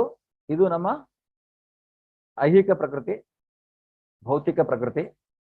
ಭೌತಿಕ ಪ್ರಕೃತಿಯ ಮೇಲೆ ಇಲ್ಲಿ ನೀವು ನೋಡ್ಬೋದು, ಇದು ಆಕಾಶ, ಭಗವಂತನ ಬ್ರಹ್ಮಜ್ಯೋತಿ ಅಥವಾ ನಿರಾಕಾರ ರೂಪ. ಇದರ ಮೇಲೆ ಹೋಗ್ಬೇಕು ನಾವು ಬ್ರಹ್ಮಜ್ಯೋತಿಗೆ ಹೋಗ್ಬೇಕಂದ್ರೆ. ಸೊ ಆಕಾಶದ ಮೇಲೆ ಹಲವಾರು ಗ್ರಹಗಳು, ಆಮೇಲೆ ನಾವು ಬ್ರಹ್ಮಜ್ಯೋತಿಯಿಂದ ಭಗವಂತನ ಇದು ಮಾಡಿಕೊಂಡು ವೈಕುಂಠ ಲೋಕಗಳನ್ನ ಪ್ರವೇಶಿಸುವಂತಹದ್ದು. ಸೊ ಇಲ್ಲಿ ವೈಕುಂಠ ಲೋಕಗಳು, ಹಲವಾರು ವೈಕುಂಠ ಲೋಕಗಳಿವೆ. ನಾರಾಯಣನಿದ್ದಾನೆ, ನರಸಿಂಹನಿದ್ದಾನೆ. ಸೊ ಆ ರೀತಿಯಾಗಿ ವೈಕುಂಠ ಲೋಕಗಳಿಗೆ ಎಂಟ್ರಿ ಆದ್ಮೇಲೆ ಆಮೇಲೆ ಇದು ಭಗವಂತನ ಅತ್ಯಂತ ಹತ್ತಿರದ ಈ ಒಂದು ಕಮಲದ ಹೂವಿನ ತರ ಎಲ್ಲ ಒಂದೊಂದು ಲೋಕಗಳು. ಆ ರೀತಿಯಾಗಿ ಕೃಷ್ಣ ಇಲ್ಲಿ ಇರ್ತಾನೆ ಅನ್ನುವಂಥದ್ದು. ಸೊ ಈಗ ನೋಡಿ ಹೇಗೆ ಅವನು ಪ್ರತಿಯೊಂದು ಜೀವಿಯ ಬಗ್ಗೆ ಇಲ್ಲಿ ಹೇಳ್ತಾ ಇದ್ದಾನೆ. ಮಮೈವಾಂಶೋ ಜೀವಲೋಕೆ ಜೀವಭೂತಃ ಸನಾತನಃ ಮನಸ್ಸಸ್ತಾನಿಂದ್ರಿಯಾಣಿ ಪ್ರಕೃತಿಸ್ಥಾನಿ ಕರ್ಷತಿ. ಈ ಬದ್ಧ ಜಗತ್ತಿನಲ್ಲಿರುವ ಜೀವಿಗಳು ನನ್ನ ನಿತ್ಯವಾದ ಸಣ್ಣ ಸಣ್ಣ ಭಾಗಗಳು. ಬದ್ಧ ಜೀವನದಿಂದಾಗಿ ಅವರ ಮನಸ್ಸು ಸೇರಿದಂತೆ 6 ಇಂದ್ರಿಯಗಳೊಡನೆ ಬಹುವಾಗಿ ಕಷ್ಟಪಡುತ್ತಾರೆ. ಸೊ ಇಲ್ಲಿ ನಾನು ಕೇಳ್ತೇನೆ, ಹಲವಾರು ಜನರಿಗೆ ಗೊತ್ತಾಗಬೇಕು ಬದ್ಧತೆ ಅಂದ್ರೆ ಏನು, ಈ ಬದ್ಧ ಜೀವ ಅಂದ್ರೆ ಏನು ಅಂತ. ನಿಮ್ಮಲ್ಲಿ ಯಾರಾದ್ರೂ ಹೇಳ್ತೀರಾ? ಪ್ರಭುಜಿ ಯಾರನ್ನ ಬದ್ಧ. ಕಟ್ಟಿ ಹಾಕಿರ್ತಾರ ನೋಡ್ರಿ ಅದಕ್ಕೆ ಬದ್ಧ ಜೀವಿ ಅಂತಾರ್ರಿ. ಎಲ್ಲಾ ಈಗ ಕಡೆ ಕಟ್ಟಿ ಹಾಕಿರ್ತಾರ. ಕರೆಕ್ಟ್. ಈಗ ಈಗ ಒಂದು ಉದಾಹರಣೆಯನ್ನು ಕೊಟ್ರೆ, ಈಗ ಬದ್ಧತೆ, ನಾವು ಒಂದು ಕೈ ಕಟ್ಟಿದ ಹಾಗೆ ನಮ್ದು ಅಲ್ವಾ. ಈಗ ನಾವು ಒಂದ್ಸಲ ಬ್ಯಾಂಕಿಗೆ ಹೋಗಿ ಸಾಲ ತಗೊಂಡ್ಬಿಟ್ರೆ ಏನಾಗತ್ತೆ, ಆ ಸಾಲ ತೀರ್ಸೋ ತನಕ ನಾವು ಮುಗೀತು. ಅದನ್ನ ತೀರ್ಸೋದು ಇನ್ನು ಯಾವಾಗೋ ಮತ್ತೊಂದು ಜೀವನನೇ ಬರಬೇಕೋ ಏನೋ ಹೇಳಲಿಕ್ಕೆ ಬರೋದಿಲ್ಲ. ಈಗಿನ ಪರಿಸ್ಥಿತಿಲಂತೂ ತುಂಬಾ ಇದೆ, ಕೊಡುವಾಗ್ಲೇನೋ ಕೊಟ್ಬಿಡ್ತಾರೆ, ಆಮೇಲೆ ಮಾತ್ರ ಹೊರಗೆ ಬರೋದು ಮಾತ್ರ ಅದು ಒಂದು ಚಕ್ರವ್ಯೂಹದಲ್ಲಿ ಹೋಗದ ಹಾಗೆ. ಸೊ ಆ ರೀತಿಯಾಗಿ ಐಹಿಕ ಪ್ರಪಂಚ ಅನ್ನುವಂಥದ್ದು ನಡೀತಾ ಇದೆ. ಸೊ ಅದನ್ನ ನಾವು ಇಲ್ಲಿ ಅದೇ ರೀತಿಯಾಗಿ ಅಲ್ಲಿ ನಾವು ಆವಾಗ ಏನ್ ಮಾಡ್ತೇವೆ, ಅವ್ರು ಹೇಳ್ತಾರೆ ನೀವು ಅಗ್ರಿಮೆಂಟಿಗೆ ಸೈನ್ ಹಾಕಿದ್ದೀರಾ, ನೀವು ಬದ್ಧರಾಗಿದ್ದೀರಾ ಅಂತ. ಅದೇ ರೀತಿಯಾಗಿ ಐಹಿಕ ಪ್ರಪಂಚಕ್ಕೆ ನಾವು ಬಂದಾಗ ಭಗವಂತ ನಮಗೆ ಈ ಐಹಿಕ ಪ್ರಪಂಚದ 3 ಗುಣಗಳಿಗೆ ನಾವು ನಮ್ಮನ್ನ ಬದ್ಧರನ್ನಾಗಿಸ್ಬಿಡ್ತಾನೆ. ಅಂದ್ರೆ ಇದು ಐಹಿಕ ಪ್ರಪಂಚ ಇರೋದ ಹಾಗೆ, ಇಲ್ಲಿ ನಾವು ಒಂದು ಅಗ್ರಿಮೆಂಟ್ಗೆ ಸೈನ್ ಹಾಕಿದಾಗೆ ನಾವು ಈ ಪ್ರಪಂಚದಲ್ಲಿ ಇದೇ ರೀತಿ ಬದುಕೊಂಡು ಹೋಗೋದು, ಈ ಗುಣಗಳಿಗೆ ನಾವು ಇರುವಂತಹದ್ದು ಅಂತ. ಆದ್ರಿಂದ ಈ ಬದ್ಧ ಜೀವನದಿಂದಾಗಿ ಅವರ ಮನಸ್ಸು ಅಂದ್ರೆ ಅಂತರೇಂದ್ರಿಯ ಸೇರಿದಂತೆ 6 ಇಂದ್ರಿಯಗಳೊಡನೆ ಬಹುವಾಗಿ ಕಷ್ಟಪಡ್ತಾರೆ ಐಹಿಕ ಪ್ರಪಂಚದಲ್ಲಿ. ಆದ್ರೆ ಅವರೆಲ್ಲ ಯಾರು? ಜೀವಿಗಳು, ನನ್ನ ನಿತ್ಯವಾದ ಸಣ್ಣ ಸಣ್ಣ ಭಾಗಗಳು, ಅವನ ನಿತ್ಯವಾದಂತಹ ಸಣ್ಣ ಸಣ್ಣ ಭಾಗಗಳು. ಅವನಿಂದ ಒಂದು ಕಿಡಿ, ಬೆಂಕಿಯ ಕಿಡಿಯ ರೂಪದಲ್ಲಿ ಇವೆಲ್ಲ ಚಿಕ್ಕ ಚಿಕ್ಕದು. ಅಂದ್ರೆ ಆ ಕಿಡಿನೂ ಕಣ್ಣಿಗೆ ಕಾಣುತ್ತೆ ಕೆಲವೊಂದು ಟೈಮು, ಆದ್ರೆ ಈ ಜೀವಿಗಳು ಕಣ್ಣಿಗೆ ಕಾಣುವಷ್ಟು ಸಹಿತ ಅಷ್ಟು ದೊಡ್ಡದಿರೋದಿಲ್ಲ. ಆ ಜೀವಿ ಅವನಿಂದ ಪ್ರತ್ಯೇಕಗೊಂಡಿರುವಂತವ್ರು. ಸೊ ಈ ಜೀವಿ ಅನ್ನುವಂಥವನು, ಜೀವಾತ್ಮ ಅನ್ನುವಂತಹದ್ದು ಅವನಿಂದ ಪ್ರತ್ಯೇಕಗೊಂಡಂತಹ ಒಂದು ಸಣ್ಣ ಸಣ್ಣ ಭಾಗಗಳು ಅನ್ನೋದನ್ನ ನಾವಿಲ್ಲಿ ತಿಳ್ಕೊಳ್ಬೇಕು. ಅದರಿಂದ ನಾವೆಲ್ಲ ಯಾರು? ನಾವೆಲ್ಲ ಭಗವಂತನಿಂದ ಪ್ರತ್ಯೇಕಗೊಂಡಂತಹ ಸಣ್ಣ ಸಣ್ಣ ಭಾಗಗಳು. ಅದನ್ನು ಸಹಿತ ಕೆಲವರು ಗೊತ್ತಿರೋದೇ ಇಲ್ವಲ್ಲ, ಇಂತಹ ಒಂದು ಜ್ಞಾನ ಇರೋದೇ ಇಲ್ಲ, ನಮ್ಗೆ ಗೊತ್ತಿರೋದಿಲ್ಲ. ನಾನು ಯಾರು, ನಾನು ಇಲ್ಲಿ ಯಾಕಿದ್ದೇನೆ ಅಂತ ಒಂದು ಜ್ಞಾನ ನಮ್ಗೆ ಬಂದ್ರೆ ಆಗ ನಾವು ಸಾಕಪ್ಪ ಭಗವಂತ, ಬಹಳ ಒಳ್ಳೆ ಜೀವನ ಕೊಟ್ಟಿದೀಯ ನನಗೆ ಬೇಡ ಇದು ಅಂತ ನಾವು ಅವನಿಗೆ ಬೇಡ್ಕೊಳ್ಬಹುದು, ಅವನಿಗೆ ಶರಣಾಗತರಾಗ್ಬೋದು. ಆದ್ರೆ ಈ ಜ್ಞಾನವೇ ಇಲ್ದಿದ್ಮೇಲೆ ಏನಾಗತ್ತೆ? ಈ ಜ್ಞಾನ ಇಲ್ಲ ಅಂದ್ರೆ ಹಳದಿ ಕನ್ನಡಕ ಹಾಕೊಂಡ್ರೆ ನಾವು ಹೇಗೆ ಅರಶಿನ ಕಾಂಬಳೆ ಅಂತ ಹೇಳ್ತೀವಲ್ಲ, ಹಳದಿ ರೋಗ ಅಂತ ಹೇಳ್ತೀವ, ಆ ರೀತಿಯಾಗಿರುತ್ತೆ ನಮ್ಮ ಪರಿಸ್ಥಿತಿ. ಒಂದು ನಮ್ಮದೇ ಆದ ಒಂದು ಟೆಕ್ಸ್ಟ್ ಕನ್ನಡಕ ಹಾಕೊಂಡು ಈ ರೀತಿಯಾಗಿ ನಾವು ಇದೇ ಸರಿ ಅನ್ನೋ ರೀತಿಯಲ್ಲಿ ಬರ್ತೇವೆ. ಇದನ್ನ ಬಿಟ್ಟು ಹೊರಗೆ ಬರ್ಲಿಕ್ಕೆ ನಮ್ಮ ಹತ್ರ ಆಗೋದಿಲ್ಲ. ಅದಕ್ಕೆ ಬೇಕಾಗಿರುವುದೇ ಮನಸ್ಸಿನ ಕಂಟ್ರೋಲ್. ಮನಸ್ಸನ್ನ ನಾವು ಕಂಟ್ರೋಲ್ ಮಾಡಬೇಕು. ಎಲ್ಲಿ ತನಕ ನಮ್ಮ ಮನಸ್ಸನ್ನ ನಾವು ಕಂಟ್ರೋಲ್ ಮಾಡೋದಿಲ್ವೋ ಖಂಡಿತವಾಗಿ ನಮ್ಗೆ ಇದರಿಂದ ಹೊರಗೆ ಬರ್ಲಿಕ್ಕೆ ಸಾಧ್ಯವಿಲ್ಲ.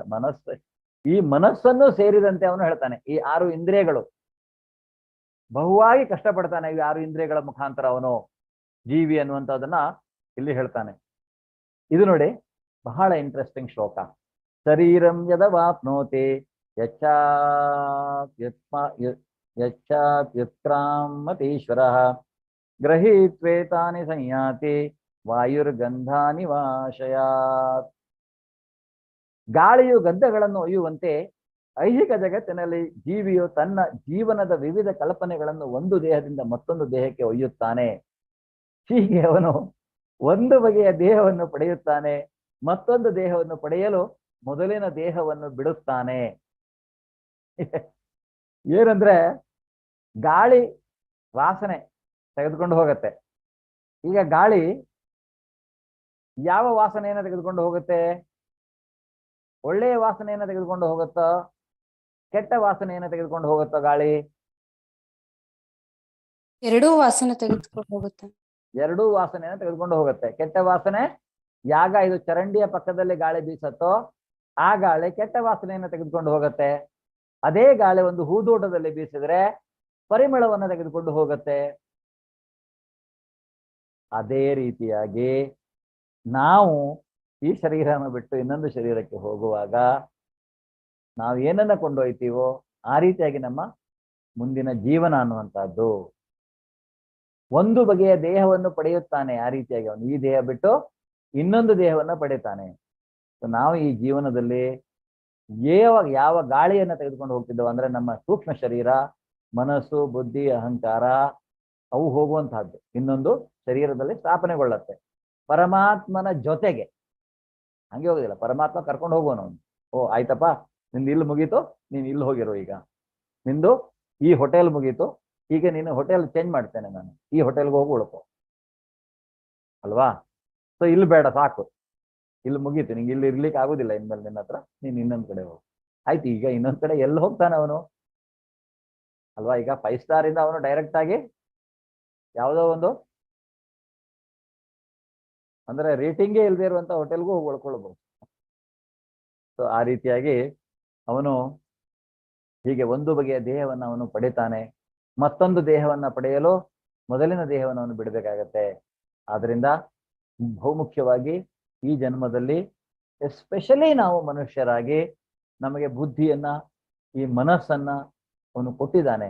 ಇಲ್ಲಿ ನಮಗೆ ಅಷ್ಟೇ ಅಲ್ಲ, ಒಂದು ಸ್ವಾತಂತ್ರ್ಯವನ್ನ ಕೊಟ್ಟಿದ್ದಾನೆ. ಮತ್ತೆ ಈ ಜ್ಞಾನ ಅನ್ನುವಂತಹದ್ದು ಪ್ರಾಣಿಗಳಲ್ಲಿ ಆಗೋದಿಲ್ಲ, ಅವು ವಿಕಾಸನ ಪ್ರಕ್ರಿಯೆಗೆ ಹೋಗ್ಬೇಕಾಗತ್ತೆ. ಮನುಷ್ಯ ಜನ್ಮದಲ್ಲಿ ಮನುಷ್ಯರಿಗೂ ಇಲ್ಲ ಅಂದ್ರೆ ಎಲ್ಲಾ ಜೀವಿಗಳು ಮಾಡುವಂತಹದ್ದೇನು? ಆಹಾರ ನಿದ್ರಾ ಭಯ ಮೈಥುನಂಚ. ಆಹಾರ ನಿದ್ರಾ ಅಂದ್ರೆ ಏನು? ಹಸಿದ ಕೂಡಲೇ ತಿನ್ಬೇಕು, ನಾವು ತಿನ್ನೋದಕ್ಕೇನಾದ್ರೂ ಬೇಕು ಅಲ್ವಾ. ಅದಕ್ಕೋಸ್ಕರ ನಾವು ದುಡಿಯೋದು, ಹೊಟ್ಟೆಗೆ ಬೇಕಂತ ದುಡಿಯೋದು ಅಂತ ಹೇಳ್ತಾರೆ. ಹೊಟ್ಟೆಗಾಗಿ ಗೇಣು ಬಟ್ಟೆಗಾಗಿ ಅಂತ ಕನ್ನಡದಲ್ಲಿ ಹೇಳುತ್ತೆ. ಆದ್ರೆ ನಿದ್ರೆ ಮತ್ತೆ ಮಲಗಬೇಕಲ್ಲ, ರೆಸ್ಟ್ ಬೇಕೇ ಬೇಕು ಎಲ್ರಿಗೂ. ಕಂಪಲ್ಸರಿ ನಿದ್ರೆ 8 ಅವರ್ ಮಾಡ್ಲೇಬೇಕು, ಇಲ್ಲ ಅಂದ್ರೆ ನೆಕ್ಸ್ಟ್ ಡೇ ಕೆಲಸ ಮಾಡ್ಲಿಕ್ಕೆ ಆಗೋದಿಲ್ಲ. ಯಾಕಂದ್ರೆ ಮತ್ತೆ ದುಡಿಬೇಕಲ್ಲ, ಮತ್ತೆ ಉಣ್ಣಬೇಕಲ್ಲ, ನೆಕ್ಸ್ಟ್ ಉಪವಾಸ ಇರ್ಲಿಕ್ಕೆ ಆಗಲ್ವಲ್ಲ. ಆಹಾರ ನಿದ್ರಾ ಭಯ, ಓ ಯಾರಾದ್ರೂ ನನಗೆ ಹೊಡೆಲಿಕ್ಕೆ ಬಂದ್ರೆ ಅಥವಾ ಎಲ್ಲ ರೀತಿಯಲ್ಲೂ ಅದು ಈ ಆಹಾರ ನಿದ್ರಾ ಭಯ ಮನುಷ್ಯನಿಗೂ ಇರುತ್ತೆ, ಪ್ರಾಣಿಗೂ ಇರುತ್ತೆ. ಮೈಥುನ, ಮೈಥುನ ಅಂದ್ರೆ ಏನು? ಮಕ್ಕಳನ್ನು ಮಾಡುವಂತಹದ್ದು, ಸಂತಾನ ಪ್ರವೃತ್ತಿ. ಅದು ಮನುಷ್ಯನೂ ಮಾಡ್ತಾನೆ, ಪ್ರಾಣಿಯೂ ಮಾಡುತ್ತೆ. ಏನು ವ್ಯತ್ಯಾಸ ಪ್ರಾಣಿಗೂ ಮನುಷ್ಯನಿಗೂ? ಹಾಗಿದ್ರೆ ಈಗ ನೀವು ಯಾವ್ದಾದ್ರು ಒಂದು ಪ್ರಾಣಿಗಳೆಲ್ಲ ಈ ತರ ಕುರಿತು ಭಗವದ್ಗೀತೆ, ಭಗವಂತನ ಈ ರೀತಿಯಾದಂತಹ ಅಂದ್ರೆ ಪರಮ ಪಾವನ ಅಂದ್ರೆ ಪುಣ್ಯವಾದಂತಹ ಇಂತಹ ಒಂದು ಗ್ರಂಥಗಳನ್ನು ಕುಳಿತು ಕೇಳೋದನ್ನು ನೋಡಿದಿರ? ಆದ್ರೆ ಕೆಲವರು ಫೇಸ್ಬುಕ್ ಅಲ್ಲಿ ಅಲ್ಲಿ ಇಲ್ಲಿ ವಿಡಿಯೋ ಶೇರ್ ಮಾಡ್ತಾರೆ. ಯಾವುದೋ ಒಂದು ಪ್ರಾಣಿ ಹೋಯ್ತು, ನಾಯಿ ಹೋಗಿ ದಿನ ಒಂದು ಮಂಗ ಕೋತಿ ಹೋಗಿ ದೇವರಿಗೆ ನಮಸ್ಕಾರ ಮಾಡ್ತಾ ಇದೆ. ಎಲ್ಲೋ ಒಂದು ಇರಬಹುದು ಯಾವುದೋ ಒಂದು ಜ್ಞಾನ. ಯಾಕೆಂದ್ರೆ ನೀವು ನೋಡಿ, ಆ ಒಂದು ಆನೆ ಅಂದ್ರೆ ಈ ಗಜೇಂದ್ರ ಮೋಕ್ಷ ಅಲ್ಲಿ ಹಾಗೇನಲ್ಲ, ಆದ್ರೂ ಸಹಿತ ಕೊನೆಯ ಕ್ಷಣದಲ್ಲಿ ಅವನಿಗೆ ಅಚಾನಕ್ಕಾಗಿ ಹಿಂದಿನ ಜನ್ಮದಲ್ಲಿ ಮಾಡಿದಂತಹ ಪುಣ್ಯದ ಭಗವಂತನ ಸ್ತುತಿಯ ನೆನಪಾಗಿ ಅವನು ಒಂದೇ ಸಮನೆ ಭಗವಂತನ ಕುರಿತಾಗಿ ಸ್ತುತಿ, ಆಗ ಅವನು ಏನು, ಅವನು ಪೂರ್ತಿಯಾಗಿ ಸೋತಿರ್ತಾನೆ ಅಲ್ಲಿ. ಆಗ ಅವನು ಸಹಾಯಕ್ಕಾಗಿ ಭಗವಂತನನ್ನ ಕರೀತಾ ಇದ್ದಾನೆ. ಸೊ ಆ ರೀತಿಯಾಗಿ, ಸೊ ಅದರಿಂದ ಈಗ ನಾವು ಏನು ಮಾಡ್ತೀವಿ ಈ ಜನ್ಮದಲ್ಲಿ, ಈ ಜೀವನದಲ್ಲಿ, ಅದು ಒಳ್ಳೆಯ ಗಾಳಿಯಾಗಿ ಮುಂದಿನ ಜನ್ಮಕ್ಕೆ ಹೋಗಬೇಕು.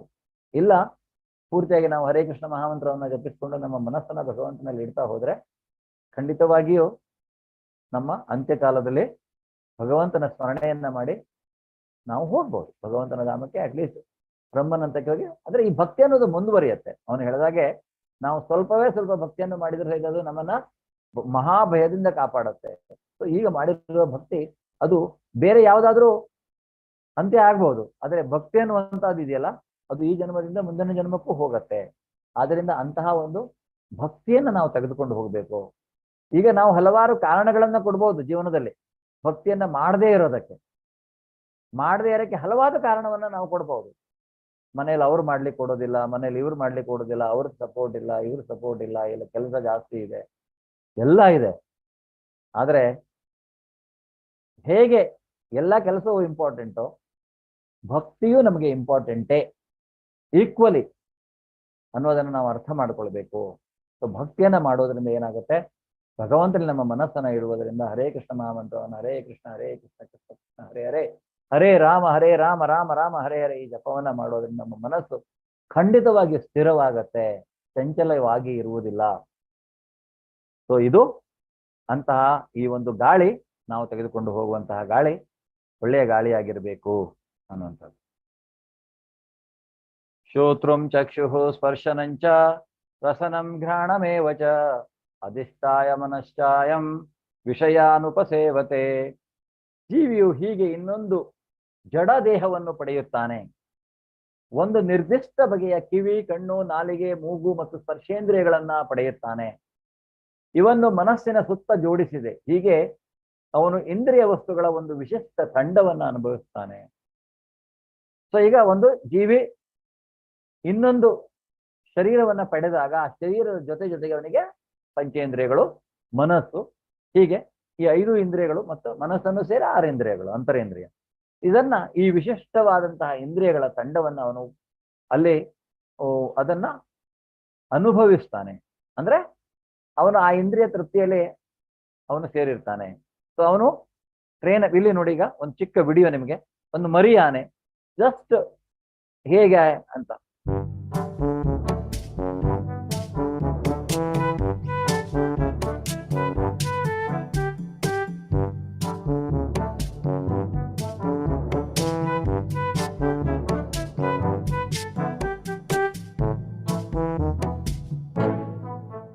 ಸೊ ಈ ರೀತಿಯಾಗಿ ಎಂಜಾಯ್ ಮಾಡ್ಕೊಂಡಿರತ್ತೆ. ಆಮೇಲೆ ಏನೋ ತೊಂದರೆ ಆಗಿರುತ್ತೆ, ಅದನ್ನ ಒಂದು ಶಿಬಿರಕ್ಕೆ ಕರ್ಕೊಂಡು ಹೋಗ್ತಾರೆ, ಬ್ರೀಡಿಂಗ್ ಸೆಂಟರ್. ಅಲ್ಲಿ ಹೋಗಿ ಅದರ ಟ್ರೈನಿಂಗ್ ಶುರುವಾಗುತ್ತೆ. ಈ ರೀತಿ ಟ್ರೈನ್ ಅಪ್ ಆಗುತ್ತೆ. ಸೊ ನಾವು ಏನ್ ಮಾಡಬೇಕು, ನಮ್ಮ ಇಂದ್ರಿಯಗಳನ್ನ, ನಮ್ಮ ಮನಸ್ಸನ್ನ ಟ್ರೈನಿಂಗ್ ಕೊಡಬೇಕು. ಟ್ರೈನಿಂಗ್ ಕೊಟ್ಟರೆ ಮಾತ್ರ ಅದು ಸರಿಯಾದ ಡೈರೆಕ್ಷನ್ ಅಲ್ಲಿ ಇರುತ್ತೆ. ಟ್ರೈನಿಂಗ್ ಇಲ್ಲ ಅಂದ್ರೆ ಅದು ತನ್ನ ಮನಸ್ಸಿಗೆ ಬಂದಾಗ ಎಲ್ಲ ಇಂದ್ರಿಯಗಳು ಅದರ ಕೆಲಸಗಳನ್ನ ಮಾಡುತ್ತೆ. ಆನೆದಾದ್ರೆ ಬರೀ ಸ್ಪರ್ಶೇಂದ್ರಿಯ ಮಾತ್ರ ಸ್ಟ್ರಾಂಗ್ ಅಂತ ನಾವು ಶ್ರೋತ್ರಂ ಚಕ್ಷು ಸ್ಪರ್ಶನಂಚ ರಸನಂ ಗ್ರಹಣಮೇವಚ ಅಧಿಷ್ಠಾಯ ಮನಶ್ಚಾಯಂ ವಿಷಯಾನುಪಸೇವತೆ. ಜೀವ ತನ್ನ ದೇಹವನ್ನು ಹೇಗೆ ಬಿಡಬಲ್ಲ? ಪ್ರಕೃತಿಯ ಗುಣಗಳ ಪ್ರಭಾವದಿಂದ ಅವನು ಯಾವ ಬಗೆಯ ದೇಹವನ್ನು ಅನುಭವಿಸುತ್ತಾನೆ, ಇದೆಲ್ಲವನ್ನು ಮೂಢರು ಅರ್ಥ ಮಾಡಿಕೊಳ್ಳಲಾರರು. ಆದರೆ ಜ್ಞಾನದಲ್ಲಿ ಶಿಕ್ಷಣ ಪಡೆದ ಕಣ್ಣಿರುವವನು ಇದೆಲ್ಲವನ್ನ ಇದೆಲ್ಲವನ್ನು ಕಾಣಬಲ್ಲ. ಸೊ ಜ್ಞಾನಿಗೆ ಇದು ಗೊತ್ತಾಗತ್ತೆ. ಈಗ ನಿಮ್ಗೆ ಭಗವದ್ಗೀತೆಯಲ್ಲಿ ಭಗವಂತ ಹೇಳೋದನ್ನ ನಾವು ಇಲ್ಲಿ ಕುಳಿತು ಇಷ್ಟು ದಿವಸ ಟೈಮ್ ಕೊಟ್ಟು ಅರ್ಥ ಮಾಡ್ಕೊಳ್ತಾ ಇದ್ದೇವೆ. ಆದ್ರೆ ಯಾರಿಗೆ ಇದರ ಜ್ಞಾನ ಇಲ್ಲ, ಅವ್ರಿಗೆ ನಾವು ಇದು ಎಷ್ಟೇ ಹೇಳಿದ್ರು, ಕನ್ನಡದಲ್ಲಿ ಒಂದು ಗಾದೆ ಇದೆ, ಏನ್ ಹೇಳೆ, ಕೋಣನ ಮುಂದೆ ಕಿನ್ನರಿ ಬಾರಿಸಿದಂತೆ. ಹೌದಾ ಅಲ್ಲ? ಹರೇ ಕೃಷ್ಣ. ಹೌದ್ರಿ, ಬರೋಬ್ಬರಿ. ಆಗ ಏನು ಉಪಯೋಗ ಇದೆ? ಆದ್ರಿಂದ ಇದು ಭಗವಂತನೇ ಹೇಳ್ತಾನೆ, ಯಾರು ಭಕ್ತರಲ್ವೋ, ಯಾರು ಭಗವಂತನನ್ನ ಪರಮ ಪುರುಷೋತ್ತಮ ದೇವರ ಅಂದ್ರೆ ದೇವೋತ್ತಮ ಪರಮಪುರುಷ ಅಂತ ಒಪ್ಕೊಳ್ಳೋದಿಲ್ವೋ ಅಂಥವ್ರಿಗಿಂತ ಜ್ಞಾನವನ್ನು ಕೊಟ್ಟು ಉಪಯೋಗ ಇಲ್ಲ. ಸೊ ಪ್ರಕೃತಿಯ ಗುಣಗಳ ಪ್ರಭಾವದಿಂದ ಯಾವ ಬಗೆಯ ದೇಹವನ್ನು ಅನುಭವಿಸುತ್ತಾನೆ ಅದೆಲ್ಲವನ್ನು ಮೂಢರು ಅರ್ಥ ಮಾಡಿಕೊಳ್ಳಲಿಕ್ಕೆ ಸಾಧ್ಯವಿಲ್ಲ. ಅದರಿಂದ ಜ್ಞಾನದಲ್ಲಿ ಯಾರಿದನ್ನು ಅರಿತುಕೊಂಡಿರ್ತಾರೋ ಅಂಥವರಿಗೆ ಮಾತ್ರ ಒಂದು ಕಾರನ್ನ ನಾವೆಲ್ಲ ಓಡಿಸಬಹುದು. ಅದರಿಂದ ಎಲ್ಲಾ ಜೀವಿಗಳು ಐಕ್ಯ ಪ್ರಪಂಚದಲ್ಲಿ ಬದುಕಬಹುದು. ಆದರೆ ಆ ಕಾರಿನ ಒಳಗಡೆ ಏನಾದ್ರೂ ತೊಂದರೆಗಳಿದ್ದಾಗ ಅದು ಯಾಕಾಗಿ ಆ ತೊಂದರೆ ಅನ್ನುವಂಥದ್ದನ್ನು ಅರ್ಥ ಮಾಡಿಕೊಳ್ಳಿಕ್ಕೆ ಆ ಕಾರಿನ ಕುರಿತಾಗಿ ಅವನು ತಿಳಿದಿರಬೇಕು, ಓದಿರಬೇಕು. ಅದೇ ರೀತಿಯಾಗಿ ನಾವು ನಮ್ಮ ಜೀವನದಲ್ಲಿ ಏನಾದರೂ ಈ ಥರ ತೊಂದರೆಗಳಿದ್ದಾಗ ಅದನ್ನ ನಾವು ಸರಿಪಡಿಸಿಕೊಳ್ಳಬೇಕು. ಯಾಕಾಗಿ ಹೀಗಾಗಿದೆ ಅಂತಹ ಜ್ಞಾನ ನಮಗೆ ಮೊದಲೇ ಇರಬೇಕು. ಆಗ ನಮಗೆ ಅರ್ಥ ಆಗತ್ತೆ ಭಗವಂತ ಹೇಳಿರುವಂತಹದ್ದು ಏನು, ಭಕ್ತಿಯಿಂದ ಮಾತ್ರ ನಾವು ಈ ಒಂದು ಪ್ರಾಬ್ಲಮ್ ಇಂದ ಹೊರಗೆ ಬರಬಹುದು ಅನ್ನುವಂಥದ್ದು. ಸೊ ಈಗ ಭಕ್ತಿ ಎಷ್ಟು ಪವರ್ಫುಲ್ ಅಂದ್ರೆ, ಕೆಲವರು ನೀವು ಜಾತಕ ನಾವು ಕೆಲವೊಂದು ಟೈಮ್ ತೋರಿಸ್ತೇವೆ, ಪರಿಹಾರ ಅಂತ ಹೇಳ್ತೇವೆ ಅಲ್ವಾ. ಕೆಲವರು ಅದನ್ನು ಮಾಡೋದಿಲ್ಲ. ಈಗ ಬಿಡಿ, ಜಾತಕ ಗೀತ್ಕಾರ ಎಲ್ಲ ಸುಳ್ಳು ಹಾಗೆ ಹೀಗೆ ಅಂತೆಲ್ಲ ಹೇಳ್ತಾರೆ. ಎಲ್ಲಿ ತನಕ ಅವ್ರ ಟೈಮ್ ಚೆನ್ನಾಗಿದೆಯೋ, ಪೂರ್ವ ಜನ್ಮದ ಅಥವಾ ಪೂರ್ವ ಕರ್ಮದ ಸುಕೃತ ಫಲಗಳು ನಡೀತಾ ಇದೆಯೋ ಅಲ್ಲಿ ತನಕ ಚೆನ್ನಾಗಿರತ್ತೆ.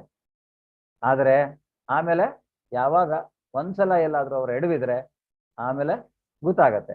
ಅಂದ್ರೆ ಆಗ ಬೇಡ ಅಂದ್ರು ಹೀಗೆ. ಅಂದ್ರೆ ಆದ್ರೆ ಈಗ ನಾವು ಜನರಲಿ ಜಾತಕದ ಫಲಗಳನ್ನ ಕೇಳುವಂತಹದ್ದು ಹಾಗೆ ಅಂತ. ಆದ್ರೆ ಭಗವಂತನ ಭಕ್ತಿಯಲ್ಲಿದ್ದಾಗ ಕೆಲವರು ತಿಳಿದವರು ಹೇಳ್ತಾರೆ ಜಾತಕ ನೋಡುವುದಿಲ್ಲ ಅನ್ನುವಂಥದ್ದು. ಅಂದ್ರೆ ಭಕ್ತಿಯನ್ನ ಮಾಡ್ತಾ ಹೋಗೋದ್ರಿಂದ ಜಾತಕ ಕರ್ಮ ನಮ್ಮ ಫಲ ಅಂದ್ರೆ ಏನಿದೆ ಜಾತಕ ಏನ್ ತಿಳಿಸತ್ತೋ ಅದು ಸಹಿತ ಚೇಂಜ್ ಆಗತ್ತೆ ಅಂತ ಹೇಳಲಾಗತ್ತೆ.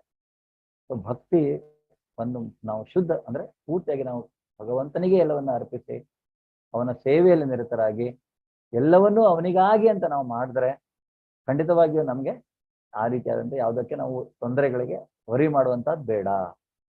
ಭಕ್ತಿಯನ್ನ ಮಾಡ್ಕೊಂಡು ಹೋಗ್ಬೇಕು. ಯಾಕೆಂದ್ರೆ ಅವನು ಹೇಳಿದಾಗೆ ಇಲ್ಲದನ್ನ ಕೊಡ್ತೇನೆ, ಇದ್ದದ್ದನ್ನ ಕಾಪಾಡ್ತೇನೆ.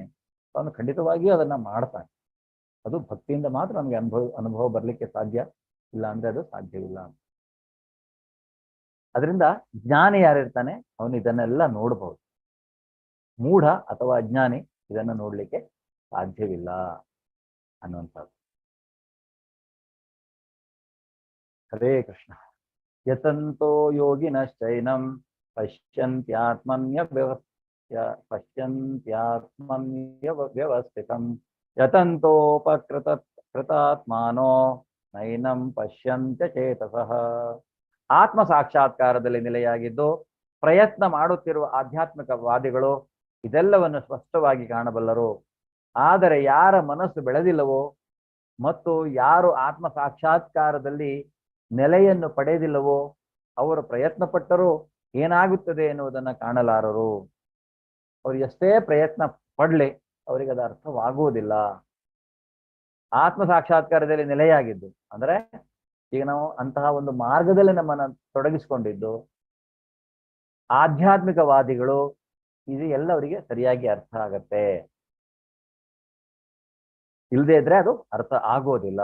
ಉದಾಹರಣೆಗೆ ಒಂದ್ಸಲ ಐನ್ಸ್ಟೈನ್, ಫೇಮಸ್ ವಿಜ್ಞಾನಿ ಐನ್ಸ್ಟೈನ್, ನಿಮ್ಗೆಲ್ಲರಿಗೂ ಗೊತ್ತಿದೆ. ಅವನ ಕೆಲವು ಟೀಮ್ ಮೆಂಬರ್ಸ್ ಏನೋ ಒಂದು ಈ ಅಂದ್ರೆ ಬಿಗ್ ಬ್ಯಾಂಗ್ ಥಿಯರಿ ಅಂತ ಗೊತ್ತಿದೆ, ಕೆಲವರಿಗೆ ಗೊತ್ತಿರ್ಬೋದಲ್ವಾ. ಇಲ್ಲಿ ಹೇಗೆ ಸೃಷ್ಟಿ ಆಯಿತು ಅನ್ನೋದಕ್ಕೆ ಅವರು ಏನ್ ಕೊಡ್ತಾರೆ ಅಂದ್ರೆ ಒಂದು ಮಹಾ ದೊಡ್ಡ ಒಂದಕ್ಕೊಂದು ಡಿಕ್ಕಿ ಹೊಡೆದು ಬಿಗ್ ಬ್ಯಾಂಗ್ ಥಿಯರಿ ಅಂತ ಬರುತ್ತೆ. ಆಗ ಅದರಿಂದ ಎಲ್ಲ ಸೃಷ್ಟಿ ಆಯಿತು ಅಂತ ಅಂದ್ರೆ ಹೇಳ್ತಾರೆ, ಸೈನ್ಸ್ ಹೇಳತ್ತೆ. ಆದರೆ ಯಾವುದೇ ಒಂದು ಡಿಕ್ಕಿಯಿಂದ, ಘರ್ಷಣೆಯಿಂದ, ಬೆಂಕಿಯಿಂದ ಸೃಷ್ಟಿಯಾಗಿರುವುದನ್ನ ನಾವು ಇವತ್ತುವರೆಗೆ ನೋಡಿದ್ದೇವ? ಆಗ ಏನಾಗತ್ತೆ ಅಂದ್ರೆ ಅವನ ಕೆಲವು ಇದರ ಬಗ್ಗೆ ಅವರು ಹೇಳಿದ್ರೆ ಅವರಿಗೆ ಅರ್ಥ ಆಗುವುದಿಲ್ಲ. ಅವ್ರು ಹೇಳ್ತಾರೆ ಸಾಧ್ಯನೇ ಇಲ್ಲ, ಹೀಗೆ ಆಗಿರೋದು ಅಂತ. ಅವನೇನ್ ಮಾಡ್ತಾನೆ, ಆಯ್ತು ಅಂತ ಹೇಳಿ ಅವರೆಲ್ಲ ಮನೆಗೆ ಹೋಗ್ತಾರೆ. ಮರ್ದಿನ ಮತ್ತೆ ಆಫೀಸ್ಗೆ ಬಂದಾಗ ಇವನೇನ್ ಮಾಡ್ತಾನೆ, ಒಂದು ಟೇಬಲ್ ಅಲ್ಲಿ ಒಂದು ಸುಂದರವಾದಂತಹ ಒಂದು ಮಾಡೆಲ್ ಮಾಡಿ ಅದನ್ನ ಇಡ್ತಾನೆ. ಸೊ ಅವರೆಲ್ಲ ಮರ್ದಿನ ಬರ್ತಾರೆ, ನೋಡ್ತಾರೆ, ಈ ಮಾಡೆಲ್ ಹೇಗೆ, ನಿನ್ನೆ ಇರ್ಲಿಲ್ಲ ಇವತ್ತಿಗೆ ಹೇಗೆ ಬಂತು, ಇಲ್ಲಿ ಹೇಗಿತ್ತು, ಯಾವತ್ ಮಾಡಿದೆ ನೀನು, ಈಗ ಅವನ ಹತ್ರ ಕೇಳ್ತಾರೆ ಐನ್ಸ್ಟೈನ್ ಹತ್ರ. ಐನ್ಸ್ಟೈನ್ ಹೇಳ್ತಾನೆ, ನಿನ್ನೆ ರಾತ್ರಿ ನಾನು ಮಲಗಿದ್ದೆ, ವಿಂಡೋದಿಂದ ಹೊರಗಡೆ ದೊಡ್ಡ ಒಂದು ಸೌಂಡ್ ಬಂತು, ವಿಂಡೋ ಓಪನ್ ಆಯ್ತು, ಆಮೇಲೆ ಸಡನ್ ಆಗಿ ನೋಡ್ತೇನೆ ಈ ಒಂದು ಮಾಡೆಲ್ ನನ್ನ ಟೇಬಲ್ ಮೇಲೆ ಬಂದು ಕೂತಿದೆ. ಈಗ ಈ ತರ ಯಾರಾದ್ರೂ ಹೇಳಿದ್ರೆ ನೀವು ನಂಬ್ತೀರಾ? ಅದು ಬರ್ಲಿಕ್ಕೆ ಸಾಧ್ಯನಾ ಆತರ? ಆಗಲಿಕ್ಕೆ ಸಾಧ್ಯ. ಹರೇ ಕೃಷ್ಣ. ಹರೇ ಕೃಷ್ಣ. ಅದು ಬರ್ಲಿಕ್ಕೆ ಸಾಧ್ಯವಿಲ್ಲ. ಆಗ ಅವ್ರು ಹೇಳ್ತಾರೆ ಇದೆಲ್ಲ ಸಾಧ್ಯ ಇಲ್ಲ ಹಾಗೆ. ಆಗ ಅವನು ಕೇಳ್ತಾನೆ, ಹಾಗಿದ್ರೆ ಸರಿ, ಇಂತಹ ದೊಡ್ಡ ಪ್ರಪಂಚದ ಸೃಷ್ಟಿ, ಸುಂದರವಾದಂತಹ ತಾಣಗಳು, ಸುಂದರವಾದಂತಹ ಪಕ್ಷಿಗಳು, ಮೃಗಗಳು, ಜಲಚರಗಳು, ಇವೆಲ್ಲ ಸೃಷ್ಟಿ, ಪರ್ವತಗಳು, ಈ ಎಲ್ಲ ಸೃಷ್ಟಿ ತಾಂತಾನೆ ಆಗ್ಲಿಕ್ಕೆ ಸಾಧ್ಯವ? ಯಾವ್ದಾದ್ರು ಒಂದು ಸೃಷ್ಟಿಕರ್ತ ಬೇಕಲ್ಲ. ಈ ಮಾಡೆಲ್ ಅನ್ನ ತಯಾರು ಮಾಡಿದವನು ಒಬ್ಬ ಇರ್ಬೇಕಂತಾದ್ರೆ, ಇಷ್ಟು ಚಿಕ್ಕ ವಸ್ತು ಅದನ್ನ ತಯಾರು ಮಾಡ್ಲಿಕ್ಕೆ ಒಬ್ಬ ಇದ್ದಾನೆ ಅಂದ್ರೆ ಇದ್ರ ಹಿಂದ್ಗಡೆ ಇಂತಹ ಒಂದು ಭಯಂಕರವಾದಂತಹ ಸೃಷ್ಟಿಯಂದ್ರೆ ಒಬ್ಬ ಸೃಷ್ಟಿಕರ್ತ ಇರದೇ ಬೇಕಲ್ವಾ ಅನ್ನೋದನ್ನ ಅವನು ಹೇಳ್ತಾನೆ. ಅಂದ್ರೆ ಅದು ಅರ್ಥ ಆಗೋದಿಲ್ಲ. ಅಂದ್ರೆ ಯಾವಾಗ ಈ ಜ್ಞಾನ ಅವನು ಐನ್ಸ್ಟೈನ್ ಪೂರ್ತಿಯಾಗಿ ಅರ್ಥಕೊಂಡಿರೋನು, ಅವನು ಹೇಳ್ತಾನೆ ಅಲ್ವಾ, ವಿಜ್ಞಾನ ಏನೂ ಇಲ್ಲ, ನಾವು ಈ ಸೃಷ್ಟಿಯ ಹಿಂದಿನ ಸೃಷ್ಟಿಕರ್ತನ ಬಗ್ಗೆ ನಾವು ತಿಳ್ಕೊಂಡಾಗ ಅನ್ನುವಂಥದ್ದನ್ನು ಅವನು ಒಪ್ಕೊಳ್ತಾನೆ. ಸೊ ಅದರಿಂದ ಈ ಅಜ್ಞಾನಿಗಳಿಗೆ ಇದು ಯಾವುದು, ಅವರು ಆತ್ಮ ಸಾಕ್ಷಾತ್ಕಾರದಲ್ಲಿ ನೆಲೆಯಲ್ಲಿ ಇಲ್ಲ ಅಂತ ಹೇಳಿದ್ರೆ ಅವರಿಗೆ ಎಷ್ಟೇ ಪ್ರಯತ್ನ ಪಟ್ಟರು ಅದನ್ನ ಅರ್ಥ ಮಾಡಿಕೊಳ್ಳಿಕ್ಕೆ ಸಾಧ್ಯವಿಲ್ಲ. ಇಲ್ಲಾಂದ್ರೆ ಅವರ ಊಹಾತ್ಮಕವಾದಂತಹ ವಾದಗಳನ್ನೇ ಮಂಡಿಸ್ತಾರೆ. ಯಾವುದೇ ಒಂದು ಅದು ತರ್ಕಬದ್ಧವಾಗಿರುವುದಿಲ್ಲ. ಈ ತರ್ಕ ಅಂದ್ರೆ ಏನು? ಶಾಸ್ತ್ರದ ರೆಫರೆನ್ಸ್ ಅನ್ನ ಕೊಟ್ಟು ನಾವು ಆರ್ಗ್ಯುಮೆಂಟ್ ಮಾಡುವಂತಹದ್ದು, ಪ್ರೂವ್ ಮಾಡುವಂತಹದ್ದು. ಇಲ್ಲ, ಇದು ಹೀಗೆ ಇದೆ. ಅದರಿಂದ ಪ್ರತಿಯೊಂದನ್ನು ಶಾಸ್ತ್ರದ ಆಧಾರದ ಮೇಲೆ ನಾವು, ಶಾಸ್ತ್ರ ಸುಳ್ಳಾಗುವುದಿಲ್ಲ. ಇವಾಗಲ್ಲ, ಇನ್ನು ಲಕ್ಷ ವರ್ಷ ಆದ್ಮೇಲೆ ಈ ಶಾಸ್ತ್ರಗಳು ಹಾಗೆ ಇರ್ತವೆ. ಶಾಸ್ತ್ರಗಳನ್ನ ಯಾರು ಬಂದು ಮಾಡಿಫೈ ಮಾಡಲ್ಲ. ವಿಜ್ಞಾನ ಮಾಡಿಫೈ ಆಗ್ತಾ ಹೋಗುತ್ತೆ. ವಿಜ್ಞಾನದಲ್ಲಿ ಇವತ್ತು ಹೇಳಿದ ಸ್ಟೇಟ್ಮೆಂಟ್ ನಾಳೆ ಸರಿ ಇರುತ್ತೆ ಅನ್ನೋದು ಯಾವುದೇ ಗ್ಯಾರಂಟಿ ಇಲ್ಲ. ಯಾಕೆಂದ್ರೆ ಭೂಮಿ ಚಪ್ಪಟೆ ಅಂತ ಹೇಳಿದ್ರು, ಆಮೇಲೆ ಇಲ್ಲ ಭೂಮಿ ಗೋಲ ಅಂತ ಹೇಳಿದ್ರು. ಭೂಮಿ ಗೋಲ ಅಂತ ನಮ್ಮ ಶಾಸ್ತ್ರಗಳು ಯಾವಾಗಲೇ ಹೇಳ್ತಾ ಇದ್ದಾವೆ. ಹರೇ ಕೃಷ್ಣ. ಗಾಮಾವಿಶ್ಯ ಚ ಭೂತಾನಿ ಧಾರಯಾಮ್ಯಹಮೋಜಸ ಉಷ್ಣಾಮಿ ಚೌಷಧಿ ಸರ್ವಾ ಸೋಮೋ ಭೂತ್ವಾ ರಸಾತ್ಮಕಃ. ನಾನು ಪ್ರತಿಯೊಂದು ಲೋಕವನ್ನು ಪ್ರವೇಶಿಸುತ್ತೇನೆ ಮತ್ತು ನನ್ನ ಶಕ್ತಿಯಿಂದ ಅವು ತಮ್ಮ ಪಥದಲ್ಲಿ ಉಳಿಯುತ್ತವೆ. ನಾನು ಚಂದ್ರನಾಗುತ್ತೇನೆ ಮತ್ತು ಹಾಗೆ ಎಲ್ಲ ತರಕಾರಿಗಳಿಗೆ ಜೀವರಸವನ್ನ ನೀಡುತ್ತೇನೆ. ಸೊ ಭಗವಂತ ಕ್ಲಿಯರ್ ಆಗಿ ಎಲ್ಲ ಹೇಳಿದ್ದಾನೆ, ಹೇಗೆ ಸೃಷ್ಟಿಯ ಒಂದು ನಡೀತಾ ಇದೆ. ಸೊ ನಾನು ಪ್ರತಿಯೊಂದು ಲೋಕವನ್ನು ಪ್ರವೇಶಿಸ್ತೇನೆ.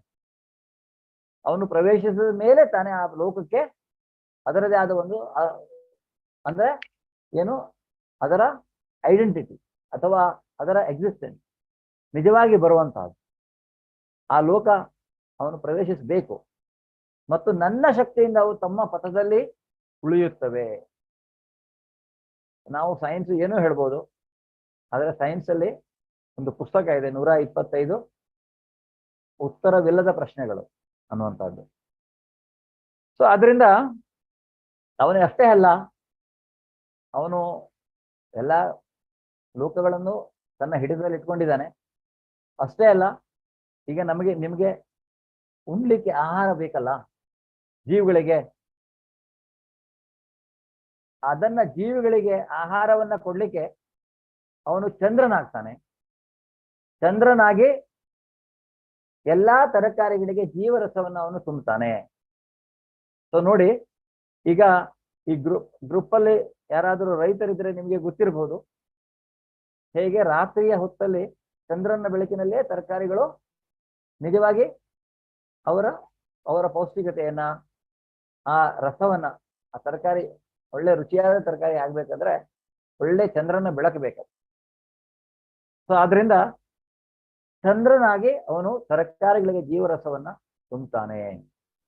ಅಷ್ಟೇ ಅಲ್ಲ, ಆಹಾರವನ್ನು ಅವನು ನಮಗೆ ಕೊಡ್ತಾನೆ. ಆಹಾರ ಕೊಟ್ಟ ಮೇಲೆ ನಾವು ತಿಂದ ಮೇಲೆ ಆಹಾರ ಹೇಗೆ ಜೀರ್ಣ ಆಗತ್ತೆ, ಅದಕ್ಕೆ ಇಲ್ಲಿ ಹೇಳ್ತಾನೆ. ನಾವು ಜಠರಾಗ್ನಿ ಅನ್ನು ಹೇಳ್ತೀವಲ್ಲ, ಅಹಂ ವೈಶ್ವಾನರೋ ಭೂತ್ವಾ ಪ್ರಾಣಿನಾಂ ದೇಹಮಾಶ್ರಿತಃ ಪ್ರಾಣಾಪಾನ ಸಮಾಯುಕ್ತ ಪಚಾಮ್ಯನ್ನಂ ಚತುರ್ವಿಧಂ. ಎಲ್ಲಾ ಜೀವಿಗಳ ದೇಹಗಳಲ್ಲಿ ಜಠರಾಗ್ನಿ ನಾನು. ದೇಹದಿಂದ ಹೊರಕ್ಕೆ ಹೋಗುವ ಮತ್ತು ಒಳಕ್ಕೆ ಬರುವ ಪ್ರಾಣವಾಯುವಿನೊಂದಿಗೆ ಸೇರಿ ನಾನು 4 ವಿಧವಾದ ಆಹಾರವನ್ನು ಜೀರ್ಣ ಮಾಡುತ್ತೇನೆ. ಇಲ್ಲಿ ಭಗವಂತ ಹೇಳ್ತಾ ಇದ್ದಾನೆ, 4 ವಿಧವಾದ ಆಹಾರವನ್ನು ಅವನು ಜಠರಾಗ್ನಿಯಾಗಿ ಇರ್ತಾನೆ ನಮ್ಮ ಶರೀರದಲ್ಲಿ. ಅವನ ವಿಸ್ತರಣೆ ನೋಡಿ, ಎಲ್ಲಿ ಹಂತದಲ್ಲಿದೆ. ಜೀವಿಯನ್ನಷ್ಟೇ ಸೃಷ್ಟಿ ಮಾಡಿದಲ್ಲ, ಜೀವಿ ಆಹಾರ ಕೊಡ್ತಾನೆ. ಆಹಾರವನ್ನ ಕೊಟ್ಟು ಆಮೇಲೆ ಆಹಾರ ಜೀರ್ಣವಾಗುವ ಹಾಗೆ ಅವನು ಜಠರದಲ್ಲಿ ಅಗ್ನಿಯನ್ನ ನೀಡಿದ್ದಾನೆ ನಮ್ಗೆ. ಅಗ್ನಿಯಾಗಿ ಅವನಿರ್ತಾನೆ. ಆದ್ರಿಂದ ನಾವು ಹೇಳುವಂತದ್ದು ಜಠರಾಗ್ನಿಯನ್ನ ಸರಿಯಾಗಿ ಇಟ್ಕೊಳ್ಬೇಕು. ಒಳ್ಳೆಯ ಸರಿಯಾದ ರೀತಿಯಂತ ಆಹಾರವನ್ನ ತಿನ್ಬೇಕು ನಾವು ಅನ್ನುವಂಥದ್ದು. ಅವನು 4 ಬಗೆಯ ಆಹಾರದ ಬಗ್ಗೆ ಹೇಳ್ತಾನೆ ಇಲ್ಲಿ. ಒಂದು ನಾವು ನೆಕ್ಕುವಂತ ಆಹಾರ, ಇನ್ನೊಂದು ಅಗದು ತಿನ್ನುವಂತ ಆಹಾರ, ಇನ್ನೊಂದು ಹಾಗೆ ಡೈರೆಕ್ಟ್ ನುಂಗುವಂತ ಆಹಾರ, ಇನ್ನು ಕೆಲವು ಕುಡಿಯುವಂತಹದ್ದು, ದ್ರವ ರೂಪದ ಆಹಾರಗಳು. ಹೀಗೆ ಹಲವಾರು ರೀತಿಯ 4 ಬಗೆಯ ರೀತಿಯ ಆಹಾರಗಳ ಬಗ್ಗೆ ಹೇಳ್ತಾನೆ. ಆ ರೀತಿಯಾಗಿ 4 ಬಗೆಯ ರೀತಿಯ ಆಹಾರವನ್ನ ಅವನು ಜೀರ್ಣ ಮಾಡ್ತಾನೆ ಅನ್ನುವಂಥದ್ದು.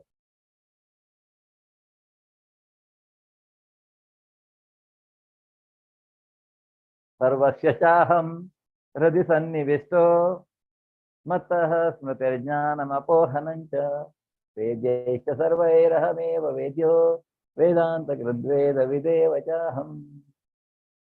ನಾನು ಪ್ರತಿಯೊಬ್ಬರ ಹೃದಯದಲ್ಲಿ ನೆಲೆಸಿದ್ದೇನೆ. ಸ್ಮರಣೆ, ಜ್ಞಾನ, ಮರೆವು ನನ್ನಿಂದ ಬರುತ್ತವೆ. ಎಲ್ಲಾ ವೇದಗಳನ್ನು ತಿಳಿಯಬೇಕಾದವನು ನಾನು, ವೇದಾಂತ ಕರ್ತೃ ನಾನು, ವೇದಗಳನ್ನು ತಿಳಿದವನೂ ನಾನೇ. ಈಗ ನಮಗೆ ಈಗ ಸ್ಮರಣೆ ಅಥವಾ ಮರೆವು ಅಥವಾ ಜ್ಞಾನ ಎಲ್ಲವೂ ತನ್ನಿಂದಲೇ ಬರುತ್ತೆ ಅಂತ ಹೇಳ್ತಾನೆ ಪ್ರತಿಯೊಂದು ಜೀವಿಗೂ. ಈಗ ನಮಗೆ ಮರೆವು ಅನ್ನುವಂಥದ್ದನ್ನ ನೀಡಿಲ್ಲ ಅಂದ್ರೆ ನಾವು ತಲತರಾಂತರ ನಮ್ಮ ಜನ್ಮಾಂತರಗಳಲ್ಲಿ ನಾವು ಏನೇನು ಮಾಡಿದ್ದೇವೆ ಅನ್ನೋದೆಲ್ಲ ನೆನಪಿದ್ಬಿಟ್ರೆ ನಮ್ಮ ಪರಿಸ್ಥಿತಿ ಏನಿರಬಹುದು. ಅದರಿಂದ ಇಂತಹ ಈ ಮರೆವು ಅವನು ಕೊಡ್ತಾನೆ ನಮಗೆ. ಯಾವ ಅವಶ್ಯಕತೆ ಇದೆ ಅಷ್ಟೇ ನಾವು ನೆನ್ಪಿಟ್ಕೊಳ್ಳುವಂತಹದ್ದು. ಅಷ್ಟೇ ಅಲ್ಲ, ಸ್ಮರಣೆ ನಮ್ಮ ನೆನ್ಪಿಟ್ಕೊಳ್ಳುವಂತಹದ್ದು ಏನು ಅದೂ ಸಹಿತ ಅವನು ಕೊಡ್ತಾನೆ. ಎಲ್ಲೇ ತನಕ ನಾವು ಅದನ್ನು ನೆನ್ಪಿಟ್ಕೋಬೇಕು ಅನ್ನೋದು ಆ ರೀತಿಯಾಗಿ. ಮತ್ತೆ ಅವಶ್ಯಕತೆ ಇರುವಂತಹ ಜ್ಞಾನವನ್ನು ಅವನು ಕೊಡ್ತಾನೆ. ಯಾವಾಗ ಕೊಡ್ತಾನೆ? ಯಾವಾಗ ನಾವು ಅವನಿಗೆ ಶರಣಾಗತರಾಗ್ತೀವಿ. ನಾವು ಪ್ರತಿಯೊಬ್ಬರ ಹೃದಯದಲ್ಲಿ ಅವನು ನೆಲೆಸಿದ್ದಾನೆ. ಪರಮಾತ್ಮನಾಗಿ ಪ್ರತಿಯೊಬ್ಬರ ಹೃದಯದಲ್ಲಿ ಅವನು ಇದ್ದಾನೆ. ವೇದಾಂತದ ಕರ್ತೃ ನಾನೇ ಅಂತ ಹೇಳ್ತಾನೆ. ವೇದಗಳನ್ನ ಎಲ್ಲವನ್ನು ತಿಳಿದವನು ನಾನು. ಯಾಕೆಂದ್ರೆ ಇದನ್ನ ಅಪೌರುಷೇಯ ಗ್ರಂಥಗಳು ಅಂತ. ಅಪೌರುಷೇಯ ಅಂದ್ರೆ ಯಾರು ಅವರಾಗಿ ಬರೆದಿರುವಂತಹದ್ದಲ್ಲ ಅಂತ. ಇದು ಭಗವಂತನಿಂದಲೇ ಡೈರೆಕ್ಟ್ ಬಂದಿರುವಂತಹದ್ದು. ವೇದವ್ಯಾಸರ ಮುಖಾಂತರ ಅದನ್ನ ಬರೆಸಿರ್ಬೋದು. ಭಗವಂತನೇ, ಕೃಷ್ಣನೇ ವೇದವ್ಯಾಸರ ರೂಪದಲ್ಲಿ, ಅಂದ್ರೆ ಅವನು ವೇದವ್ಯಾಸರನ್ನು ಸಹಿತ ಕೃಷ್ಣನ ಅವತಾರ. ಒಂದು ಸ್ಪೆಸಿಫಿಕ್, ಒಂದು ನಿರ್ದಿಷ್ಟ ಕಾರಣಗಳಿಗಾಗಿ ಅವನು ಆ ರೀತಿಯಾಗಿ ಕೆಲವೊಂದು ವಿಸ್ತರಣೆಯನ್ನ ಮಾಡ್ತಾನೆ.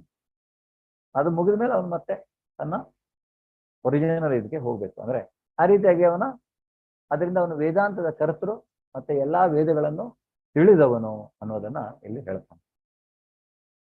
ದ್ವಾವಿಮೌ ಪುರುಷೌ ಲೋಕೆ ಕ್ಷರಶ್ಚಾಕ್ಷರ ಏವ ಚ ಕ್ಷರಃ ಸರ್ವಾಣಿ ಭೂತಾನಿ ಭೂತಸ್ಥೋಕ್ಷರ ಉಚ್ಯತೆ. ಸೊ ಪುರುಷರಲ್ಲಿ ಎರಡು ವರ್ಗಗಳು, ಕ್ಷರರು ಮತ್ತು ಅಕ್ಷರರು. ಐಹಿಕ ಜಗತ್ತಿನಲ್ಲಿ ಎಲ್ಲಾ ಜೀವಿಗಳು ಕ್ಷರ, ಆಧ್ಯಾತ್ಮಿಕ ಜಗತ್ತಿನಲ್ಲಿ ಎಲ್ಲಾ ಜೀವಿಗಳು ಅಕ್ಷರ. ಅಕ್ಷರ ಅಂದ್ರೆ ನಶಿಸದೇ ಇರುವಂತವರು, ಕ್ಷರ ಅಂದ್ರೆ ನಶಿಸುವಂತವರು. ಉತ್ತಮ ಪುರುಷಸ್ಪನ್ಯ ಪರಮಾತ್ಮೇತ್ಯುದಾಹೃತಃ ಯೋ ಲೋಕತ್ರಯಮಾವಿಶ್ಯ ಬಿಭರ್ತ್ಯವ್ಯಯ ಈಶ್ವರಃ. ಇವರಿಬ್ಬರಲ್ಲದೆ ಅತ್ಯುತ್ತಮವಾದ ಜೀವಂತ ವ್ಯಕ್ತಿಯಾದ ಪರಮಾತ್ಮನು ಸ್ವತಃ ಅವಿನಾಶಿ. ಅವನು ಮೂರೂ ಜಗತ್ತುಗಳನ್ನು ಪ್ರವೇಶಿಸಿದ್ದಾನೆ ಮತ್ತು ಅವುಗಳನ್ನ ಪಾಲಿಸುತ್ತಿದ್ದಾನೆ. ಆದ್ರಿಂದ ಭಗವಂತನ ಅವ್ಯಕ್ತ ಸ್ವರೂಪ ಬ್ರಹ್ಮನಂತದ ನಂತರ ನಮಗೆ ಬೇಕಾಗಿರುವಂತಹದ್ದು ಆತ್ಮ ಪರಮಾತ್ಮರ ಭೇಟಿ. ಆದ್ರಿಂದ ನಾವು ಆತ್ಮ ಸಾಕ್ಷಾತ್ಕಾರ ಅಥವಾ ಪರಮಾತ್ಮನ ಸಾಕ್ಷಾತ್ಕಾರ ಅಂತ ಹೇಳ್ತೇವೆ. ಅದರಿಂದ ಈ ಪರಮಾತ್ಮ ಇವರಿಬ್ಬರಲ್ಲದೆ ಅತ್ಯುತ್ತಮವಾದ ಜೀವಂತ ವ್ಯಕ್ತಿಯಾದ ಪರಮಾತ್ಮ ಸ್ವತಃ ಅವಿನಾಶಿ. ಅವನಿಗೂ ಸಹಿತ ಯಾವುದೇ ರೀತಿಯಾದಂತಹ ನಾಶ ಅನ್ನುವಂಥದ್ದಿಲ್ಲ. ಅವನು ಹೇಗೆ ಈ ಮೂರು ಜಗತ್ತನ್ನ, ಅಂದ್ರೆ ಮೇಲಿನ ಲೋಕಗಳು, ಮಧ್ಯಲೋಕ, ಕೆಳಗಿನ ಲೋಕಗಳು, ಅಧೋಲೋಕಗಳು, ಇವೆಲ್ಲವನ್ನ ಅವನು ಪ್ರವೇಶಿಸಿದ್ದಾನೆ ಮತ್ತು ಆ ಲೋಕಗಳು ಅವುಗಳನ್ನ ಪಾಲಿಸ್ತಾ ಇದ್ದಾನೆ ಅವನು. ಸೊ ಎಲ್ಲವನ್ನ ಅವನು ಪಾಲಿಸ್ತಾ ಇದ್ದಾನೆ ಅನ್ನೋದನ್ನ ನಾವಿಲ್ಲಿ ತಿಳ್ಕೊಳ್ಬಹುದು.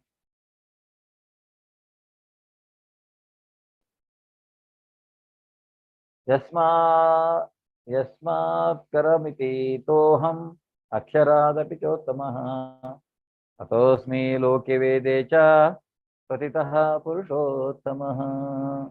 ನಾನು ಕ್ಷರ ಮತ್ತು ಅಕ್ಷರಗಳಿಗೆ ಅತೀತನು ಮತ್ತು ಅತ್ಯುತ್ತಮನು. ಆದ್ದರಿಂದ ಪ್ರಪಂಚವು, ವೇದಗಳು ಪುರುಷೋತ್ತಮನೆಂದು ನನ್ನನ್ನು ಪ್ರಾರ್ಥನೆ ಮಾಡುತ್ತವೆ. ಭಗವಂತ ಕ್ಷರ ಅಕ್ಷರಗಳಿಗೆ ಅತೀತ. ಕ್ಷರ ಅಂದ್ರೆ ಶಾಶ್ವತವಾಗಿರುವಂತವರು, ಅಕ್ಷರ ಅಂದ್ರೆ ಶಾಶ್ವತವಾಗಿರುವಂತವರು, ಕ್ಷರರು ಅಂದ್ರೆ ನಾಶವಾಗುವಂತ. ಆದ್ರೆ ಅವನು ಎರಡಕ್ಕೂ ಅತೀತ ಭಗವಂತ. ಅದರ ಹೊರಗಡೆ ಇರುವಂತವನು. ಕ್ಷರ ಅಕ್ಷರರಿಗೆ ಅವನು ಹೊರಗಡೆ ಇರುವಂತವನು. ಮತ್ತೆ ಅವನು ಅತಿ ಉತ್ತಮನು. ಉತ್ತಮರಲ್ಲಿಯೇ ಉತ್ತಮನವನು. ಅವನಿಗಿಂತ ಉತ್ತಮರು ಬೇರೆ ಯಾರೂ ಇಲ್ಲ. ಆದುದರಿಂದ ಎಲ್ಲಾ ವೇದಗಳು, ಪ್ರಪಂಚಗಳು ಅಂದ್ರೆ ಭಗವಂತನನ್ನ ಯಾರು ಅರಿತುಕೊಂಡಿರ್ತಾರೋ ಅವರವನನ್ನ ಪುರುಷೋತ್ತಮ, ಪುರುಷರಲ್ಲಿಯೇ ಉತ್ತಮನಾದವನು. ಭಗವಂತ ಅಂದ್ರೆ ಯಾರು? ಅವನೊಬ್ಬ ಪುರುಷ ಅನ್ನೋದನ್ನ ನಾವಿಲ್ಲಿ ತಿಳ್ಕೊಳ್ಬೇಕು. ಅವನು ಉತ್ತಮ ಪುರುಷ, ಪುರುಷರಲ್ಲಿಯೇ ಅತ್ಯಂತ ಉತ್ತಮನು ಅಂತ ಅವನನ್ನ ಪ್ರಾರ್ಥನೆಯನ್ನ ಮಾಡುತ್ತಾರೆ. ಎಲ್ಲ ಜೀವಿಗಳು ಅನ್ನ ಆ ರೀತಿಯಾಗಿ ಪ್ರಾರ್ಥನೆ ಮಾಡುವಂತ ಎಲ್ಲ ಪ್ರಪಂಚವು ವೇದಗಳಲ್ಲಿ ಸಹಿತ ಅದೇ ರೀತಿಯಾಗಿ ಭಗವಂತನ ಕುರಿತಾಗಿಯೇ ಪುರುಷೋತ್ತಮನ ಕುರಿತಾಗಿಯೇ ಪ್ರಾರ್ಥನೆಗಳನ್ನ ಪರಮ ಪುರುಷೋತ್ತಮ ಅಂತ ಪೂಜಿಸ್ತಾರೆ. ಇದು ಎಲ್ಲಾ ದೇವತೆಗಳು ಸಹಿತ ಹೀಗೆ ಏನೇ ಇದಿದ್ರು ಅವನ ಹತ್ರ ಹೋಗಿ ಪ್ರಾರ್ಥನೆಯನ್ನ ಮಾಡ್ತಾನೆ. ಅವನು ಕಷ್ಟಗಳನ್ನ ಪರಿಹರಿಸಲಿಕ್ಕೆ ತನ್ನನ್ನು ತಾನು ಅವತಾರ ಮಾಡ್ತಾನೆ. ಬೇರೆ ಮತ್ತೆ ಇದರಲ್ಲಿ ಅದೇ ರೀತಿಯಾಗಿ ಕೃಷ್ಣಾವತಾರ, ಕೃಷ್ಣ ಅವತಾರಿ, ಅವನು ತನ್ನ ಸ್ವರೂಪದಲ್ಲಿ ಬಂದಿದ್ದಾನೆ. ಇಲ್ಲಿ ಬಂದು ಅರ್ಜುನನಿಗೆ ಈಗ ಕುರುಕ್ಷೇತ್ರದಲ್ಲಿ ಈ ಒಂದು ಸಂದೇಶವನ್ನು ಅವನು ಕೊಡ್ತಾ ಇದ್ದಾನೆ. ಅವನ ಮುಖಾಂತರ ಇದು ನಮಗೆಲ್ಲ ದೊರೆತಿದೆ. ಯೋ ಮಾಮೇವ ಸಮಸಮ್ಮೂಢೋ ಜಾನಾತಿ ಪುರುಷೋತ್ತಮಂ ವಿಧೃಜತಿ ಮಾಂ ಸರ್ವಭಾವೇನ ಭಾರತ. ಭರತ ವಂಶಜನಾದ ಅರ್ಜುನನು ಯಾರು ನನ್ನನ್ನು ಸಂದೇಹವಿಲ್ಲದೆ ದೇವೋತ್ತಮ ಪರಮಕೃಷ್ಣನೆಂದು ತಿಳಿಯುತ್ತಾನೋ ಅವನು ಎಲ್ಲವನ್ನಾ ತಿಳಿದವನು. ಆದ್ದರಿಂದ ಆತನ ಸಂಪೂರ್ಣ ಭಕ್ತಿ ಸೇವೆಯಲ್ಲಿ ನಿರತನಾಗುತ್ತಾನೆ ಎಂದು ಅರ್ಜುನಿಗೆ ಹೇಳ್ತಾನೆ. ಯಾರು ನನ್ನನ್ನು ಸಂದೇಹವಿಲ್ಲದೆ ದೇವೋತ್ತಮ ಪರಮಪುರುಷನೆಂದು ತಿಳಿಯುತ್ತಾನೋ ಅವನು ಎಲ್ಲವನ್ನೂ ತಿಳಿದವನು, ಅವನಿಗೆಲ್ಲವೂ ಗೊತ್ತಿದೆ. ಅದರಿಂದ ಅಂಥವನು ಅಂತಹ ಶ್ರೇಷ್ಠ ವೈಷ್ಣವನಾದಂತಹ ಶಿವನೂ ಸಹಿತ ಆತನ ಸಂಪೂರ್ಣ ಭಕ್ತಿ ಸೇವೆಯಲ್ಲಿ ನಿರತನಾಗಿರುತ್ತಾನೆ. ಭಗವಂತನ ಕುರಿತಾಗಿ ಪರಮ ಪುರುಷೋತ್ತಮನ ಕುರಿತಾಗಿ ಭಕ್ತಿ ಸೇವೆಯಲ್ಲಿ ನಿರತನಾಗಿರುತ್ತಾನೆ. ಇತಿ ಗುಹ್ಯತಮಂ ಶಾಸ್ತ್ರಂ ಇದಂ ಉಕ್ತಂ ಮಯಾ ನಘ ಏತದ್ಬುದ್ಧ್ವಾ ಬುದ್ಧಿಮಾನ್ ಕೃತ್ಯಶ್ಚ ಭಾರತ. ಪಾಪರಹಿತನಾದ ಅರ್ಜುನನೇ, ಇದು ವೇದಗಳ ಅತ್ಯಂತ ರಹಸ್ಯವಾದ ಭಾಗ. ಇದನ್ನ ಅರ್ಥ ಮಾಡಿಕೊಂಡವನು ಬುದ್ಧಿವಂತನಾಗುತ್ತಾನೆ, ಅವನ ಎಲ್ಲಾ ಪ್ರಯತ್ನಗಳು ಪರಿಪೂರ್ಣವಾಗುತ್ತದೆ. ಸೊ ಇವತ್ತಿನ ಅಧ್ಯಾಯದಲ್ಲಿಯೇ ಅತ್ಯಂತ ವೇದಗಳ ಅತ್ಯಂತ ರಹಸ್ಯತಮವಾದಂತಹ ಒಂದು ಭಾಗವನ್ನ ಅವನು ಹೇಳ್ತಾ ಇದ್ದಾನೆ. ಸೊ ಭಗವಂತನನ್ನ ಪುರುಷೋತ್ತಮ ಅಂತ ಅರ್ಥ ಮಾಡಿಕೊಳ್ಳುವಂತಹದ್ದು. ಹೇಗೆ ನಾವು ಈ ಒಂದು ಅಸಂಘ ಅಂದ್ರೆ ನಿರುತ್ಸಾಹ ಅಥವಾ ನಿರಾಸಕ್ತಿ, ಅದರಿಂದ ಈ ಮರವನ್ನ ಕಡಿದು ಹಾಕಿ ಅವನ ಧಾಮಕ್ಕೆ ಹೋಗುವಂತಹದ್ದು. ಸೊ ಇದನ್ನ ಅವನು ಹೇಳ್ತಾನೆ. ಅದರಿಂದ ಅವನು ಬುದ್ಧಿವಂತನಾಗ್ತಾನೆ, ಅವನ ಎಲ್ಲಾ ಪ್ರಯತ್ನಗಳು ಪರಿಪೂರ್ಣವಾಗುತ್ತವೆ ಅನ್ನೋದನ್ನ ಭಗವಂತ ಇಲ್ಲಿ ಹೇಳ್ತಾನೆ. ಇವತ್ತಿಗೆ ಪುರುಷೋತ್ತಮ ಯೋಗಕ್ಕೆ ಜಯವಾಗಲಿ. ಹರೇ ಕೃಷ್ಣ. ಧನ್ಯವಾದಗಳು. ಸಾರಿ, ಸ್ವಲ್ಪ ಟೈಮ್ ತಗೊಂಡ್ಬಿಟ್ಟು. ಏನಾದರೂ ಪ್ರಶ್ನೆಗಳಿದ್ರೆ ಕೇಳ್ಬೋದು, ಇಲ್ಲಾಂದ್ರೆ ನಾವು ಗುರುಜಿ. ಜಯ ಕೃಷ್ಣ. ಗುರುಜಿ ಹರೇ ಕೃಷ್ಣ. ಈಗೆಲ್ಲ ಪುರುಷೋತ್ತಮ ನಮ್ಗೆ ಇಷ್ಟೆಲ್ಲ ಸಿಗ್ಬೇಕು ಅಂದ್ರೆ ಆತ ಒಂದು, ಇವಾಗ ನೀವೆಲ್ಲ ಹೇಳಿದ್ರಿ, ಒಂದು ತಾವರೆ ಹೂವಿನ ದಳಗಳು ಕೂಡ ಒಂದೊಂದು ಲೋಕ, ಆ ಲೋಕಕ್ಕೆ ಅವನನ್ನ ಭಜಿಸಿದಾಗ ಆ ಲೋಕ ಸೇರ್ತೀವಿ ಅಂತ. ಹಾಗಾದ್ರೆ ಭಗವಂತ ನೇರವಾಗಿ ನಮ್ಗೆ ಅಂತ ಸಿಗದೇ ಇಲ್ವಾ? ಭಕ್ತಿ ಮಾಡಬೇಕು ಮಾತಾಜಿ. ಭಕ್ತಿ ಮಾಡಿ ಭಗವಂತನ ಜೊತೆಗೆ ಸಂಪರ್ಕ ಮಾಡಬೇಕು. ನಾವು ನಮ್ಮ ಸಂಬಂಧವನ್ನ ಬೆಳೆಸ್ಕೊಳ್ಬೇಕು ಅವನ ಜೊತೆಗೆ. ಅದು ಭಕ್ತಿಯಿಂದ ಮಾತ್ರ ಸಾಧ್ಯ. ಆವಾಗ ನಾವು ಭಗವಂತನ ನೇರವಾಗಿ ನೋಡ್ಬೋದು. ಯಾರು ಭಗವಂತನ ಧಾಮವನ್ನ ಪ್ರವೇಶಿಸ್ತಾರೋ ಅವರು ಖಂಡಿತವಾಗಿಯೂ ಭಗವಂತನ ಗುಣಲಕ್ಷಣಗಳನ್ನು ಹೊಂದಿರ್ತಾರೆ. ಅವರು ಆ ಜೀವಿ ಅಷ್ಟೇ ಅಲ್ಲ, ಭಗವಂತ ಏನ್ ಹೇಳ್ತಾನೋ ಅದನ್ನ ಕೇಳಿಸ್ಕೊಳ್ತಾರೆ. ಭಗವಂತನ ನಿತ್ಯ ಸೇವೆಯಲ್ಲಿ ಅವರು ಇರ್ತಾರೆ. ಖಂಡಿತವಾಗಿ ಭಗವಂತನ ನಾವು ನೋಡ್ಬೋದು. ಆದ್ರೆ ಇಲ್ಲಿ ಸಾಧ್ಯ ದಳಗಳನ್ನ ದಾಟಿ ಹೋಗಿದವ್ರು ಇದ್ದಾರ ಗುರುಜಿ? ಇದ್ದಾರೆ. ಅದೆಲ್ಲ ಲೋಕಗಳು, ಅಲ್ಲೆಲ್ಲ ಜನ ಇದ್ದಾರೆ. ಅವನ ವಿಸ್ತರಣೆಯೂ ಇದೆ, ಮತ್ತೆ ಅವನ ಹತ್ತಿರ ಭಕ್ತರು ಸಹಿತ ಅಲ್ಲಿ ಇರ್ತಾರೆ. ಈಗ ಉದಾಹರಣೆಗೆ ಈ ನಾವೇನು ಗೋಪಿಯರು ಅಂತ ಗೋಪಿಕಾಸ್ತ್ರೀಯರು ಕೆಲವರು ಇರ್ತಾರೆ, ಲಲಿತಾ, ವಿಶಾಖ, ಅವ್ರದ್ದೆಲ್ಲ ಲೋಕಗಳಿದೆ ಹತ್ರದಲ್ಲಿ. ರಾಧೆಯ ಲೋಕ ಇದೆ ಹತ್ರದಲ್ಲಿ. ಸೊ ಇದೆ ಅದ್ರ ಬಗ್ಗೆ ಈ ಗೋಲೋಕ ಚಾರ್ಟ್ ಇದೆ, ಅದರಲ್ಲಿ ಚೆನ್ನಾಗಿ ಎಕ್ಸ್ಪ್ಲೈನ್ ಮಾಡಿದ್ದಾರೆ. ನೋಡೋಣ ಇನ್ನು ಮುಂದೆ ಯಾವಾಗಾದ್ರೂ ಒಂದಿನ ಅದ್ರ ಬಗ್ಗೆ ಡೀಟೇಲ್ ಅಲ್ಲಿ ನಿಮ್ಗೆ ಸ್ಪೆಷಲ್ ಸೆಷನ್ ಅರೇಂಜ್ ಮಾಡೋಣ, ಇದನ್ನ ಅರ್ಥ ಮಾಡಿಕೊಳ್ಳುವುದಕ್ಕೆ ಅಂತಾನೆ. ಓಕೆ. ಹಾಗೆ ಒಂದು ರಿಕ್ವೆಸ್ಟ್, ಸಣ್ಣ ರಿಕ್ವೆಸ್ಟ್. ಈಗ ಲಾಸ್ಟ್ ಅಲ್ಲಿ ತೋರಿಸಿದ್ರಲ್ಲ ಚಿತ್ರ, ಆ ಸಮುದ್ರದ ಹತ್ರ ಎಲ್ಲಾ ದೇವತೆಗಳೆಲ್ಲ ನಿಂತಿರುವಂತ ಚಿತ್ರ, ದಯವಿಟ್ಟು ಶೇರ್ ಮಾಡ್ತೀರಾ? ಬರುತ್ತೆ ನಿಮಗೆ ಯೂಟ್ಯೂಬ್ ಲಿಂಕ್ ಶೇರ್ ಮಾಡ್ತೇವೆ, ಅದರಲ್ಲಿ ಬರುತ್ತೆ ವಾಪಸ್. ಯಾಕೆಂದ್ರೆ ಇದು ನಾರ್ಮಲಿ ಚಿತ್ರ ಈ ಭೂಮಿ ತಾಯಿ ತನ್ನಲ್ಲಿ ಕಷ್ಟ ಆಗ್ತಾ ಇದೆ ಅಂತ ಹೇಳಿ ಅದು ಬ್ರಹ್ಮನ ಹತ್ರ ಹೋಗಿ ಬ್ರಹ್ಮ ಶಿವ ಎಲ್ಲರೂ ಸೇರ್ಕೊಂಡು ಆ ಕಾರಣೋದಕಶಾಹಿ ವಿಷ್ಣು ಅವನ ಕಾರಣೋದಕ ಆ ಒಂದು ಸಮುದ್ರದಲ್ಲಿ ಅವನು ಇರ್ತಾನಲ್ಲ ಅಲ್ಲಿ ಹೋಗಿ ಅವನ ಹತ್ರ ಬೇಡ್ಕೊಳ್ತಾರೆ. ಅಂದ್ರೆ ಅವನು ನಾರಾಯಣನೇ, ಕೃಷ್ಣನೇ. ಸೊ ಆಗ ಅವನು ಹೇಳ್ತಾನೆ, ಇಲ್ಲ ನಾನು ಅವತಾರ ನಾನೇ ಬರ್ತಾ ಇದ್ದೇನೆ ಅಂತ. ಆಮೇಲೆ ಅಲ್ಲಿ ಅವರಿಗೆ ಚತುರ್ಭುಜನಾಗಿ ವಸುದೇವ ದೇವಕರಿಗೆ ಹೇಳಿ ತೋರಿಸಿ ತಾನು ಆಮೇಲೆ ದೇವತೆಗಳೆಲ್ಲ ಅವರ ದೇವಕಿಯ ಗರ್ಭವನ್ನ ಪ್ರವೇಶಿಸಿದ ಮೇಲೆ ಅವರು ಸಹಿತ ಗರ್ಭಸ್ಥ ಸ್ತುತಿ ಅಂತ ಹೋಗಿ ಅವರು ಪ್ರಾರ್ಥನೆಯನ್ನ ಮಾಡ್ತಾರೆ ಅವನು ಬರ್ತಾನೆ ಅಂತ. ಭಕ್ತರಿಗೂ ಸಹಿತ ಭಗವಂತನನ್ನ ಪೂರ್ತಿಯಾಗಿ ಅರ್ಥ ಮಾಡಿಕೊಳ್ಳಲಿಕ್ಕೆ ಸಾಧ್ಯವಿಲ್ಲ. ಆದ್ರೆ ಅವನನ್ನ ಯಾವ ರೀತಿ ಅರ್ಥ ಮಾಡ್ಕೊಳ್ಬೇಕು ಹೇಳುವಂತ ಬುದ್ಧಿಯನ್ನ ಅವನೇ ಕೊಡ್ತಾನೆ. ಅಂದ್ರೆ ಈಗ ನಾವು ಅವ್ರು ತಿಳ್ಕೊಳ್ಬೋದು ಭಗವಂತನನ್ನ ಅವರು ಅರ್ಥ ಮಾಡ್ಕೊಂಡಿದ್ದಾರೆ, ಆದ್ರೆ ಅವರಿಗೆ ಯಾವ ರೀತಿಯಾಗಿ ಅವನು ಬುದ್ಧಿಯನ್ನ ಕೊಟ್ಟಿದ್ದಾನೆ ಆ ರೀತಿಯಾಗಿ ಅವರು ಅರ್ಥ ಮಾಡಿಕೊಂಡಿದ್ದಾರೆ. ಈಗ ಅಷ್ಟೇ ನಮ್ಗೆ ಅಂದ್ರೆ ಭಗವಂತನನ್ನ ಪೂರ್ತಿಯಾಗಿ ಯಾರೊಬ್ಬರು ಅರ್ಥ ಮಾಡಿಕೊಂಡಿದ್ದಾರೆ ಅಂತ ಹೇಳುವುದು ಕಷ್ಟ ಅಂತ ಅವನು ಮೊದಲೇ ಹೇಳ್ಬಿಟ್ಟಿದ್ದಾನೆ ಅಲ್ವಾ? ಹೌದು. ಸಾವಿರಾರು ಜೀವಿಯಲ್ಲಿ ಯಾರಾದ್ರೂ ಒಬ್ಬರಾದ್ರು ಅಂದ್ರೆ ಅವನ ಲೋಕ ಪ್ರವೇಶ ಮಾಡಿ ಅವನೊಡನೆ ಇದ್ದು ಅವನನ್ನ ಪೂರ್ತಿಯಾಗಿ ಅರ್ಥ ಮಾಡಿ. ಆದರೆ ಈ ಭಕ್ತಿಯಲ್ಲಿ, ಪ್ರೇಮ ಭಕ್ತಿಯಲ್ಲಿ, ಮಾಧುರ್ಯ ಭಕ್ತಿಯಲ್ಲಿ ರಾಧಾರಾಣಿ ಭಗವಂತನ ಅಂದ್ರೆ ಅವಳನ್ನ ಭಗವಂತ ಎಲ್ಲವನ್ನು ಆಕರ್ಷಿಸುವವನು, ಆದರೆ ರಾಧೆ ಭಗವಂತನನ್ನೇ ಆಕರ್ಷಿಸುವವಳು ಅಂತ ಹೇಳ್ತಾರೆ. ಆದ್ರಿಂದ ಅವರು ಶ್ರೀಲ ಬರೋಬ್ಬರು ಭಾರಿ ಚೆನ್ನಾಗಿ ಎಕ್ಸ್ಪ್ಲೇನ್ ಮಾಡ್ತಾರೆ ಇದಕ್ಕೆ. ಮದನ ಮೋಹನ ಮೋಹಿನಿ ಅಂತ ಅವಳನ್ನ ಕರೆಯುವಂತಹದ್ದು. ಅವನು ಮದನ ಮೋಹನ ಕೃಷ್ಣ, ಆದರೆ ಅವಳು ಮದನ ಮೋಹನ ಮೋಹಿನಿ ಅಂತ. ಆದ್ರೆ ಅಂತ ಅದು ಅತ್ಯಂತ ಶ್ರೇಷ್ಠವಾದಂತಹ ಭಕ್ತಿ. ಈಗ ನಾರದರ ಭಕ್ತಿ ಇರಬಹುದು, ಅಥವಾ ಈಗ ಈ ಧ್ರುವನ ಭಕ್ತಿ ಇರಬಹುದು, ಇವೆಲ್ಲ ಒಂದೊಂದು ಭಕ್ತ ಪ್ರಹ್ಲಾದನ ಭಕ್ತಿ ಇರಬಹುದು. ಸೊ ಅದೆಲ್ಲ ಒಂದೊಂದು ಉದಾಹರಣೆ. ಅದೇ ರೀತಿಯಾಗಿ ರಾಧೆಯ ಭಕ್ತಿಯು ಸಹಿತ, ಆದ್ರೆ ಅದು ಮಾಧುರ್ಯ ಭಾವ, ಪ್ರೇಮ ಭಕ್ತಿ, ಮಾಧುರ್ಯ ಪ್ರೇಮ. ಈಗ ನಾವು ಭಕ್ತಿಯಲ್ಲಿ ಭಾವಭಕ್ತಿಯಿಂದ ಪ್ರೇಮ ಭಕ್ತಿಗೆ ಹೋಗ್ಲೇಬೇಕು. ಆದ್ರೆ ಆ ಪ್ರೇಮ ಭಕ್ತಿ ಅನ್ನುವಂಥದ್ದು ವಾತ್ಸಲ್ಯ ಪ್ರೇಮವೂ ಆಗ್ಬಹುದು. ದೇವಕಿ ಕೃಷ್ಣನ ಅಥವಾ ಇದು ಯಶೋಧೆ ಕೃಷ್ಣನ, ಆ ರೀತಿಯಾಗಿ ಯಾವುದೇ ರೀತಿಯ ಭಕ್ತಿ ಆಗ್ಬಹುದು ಅದು.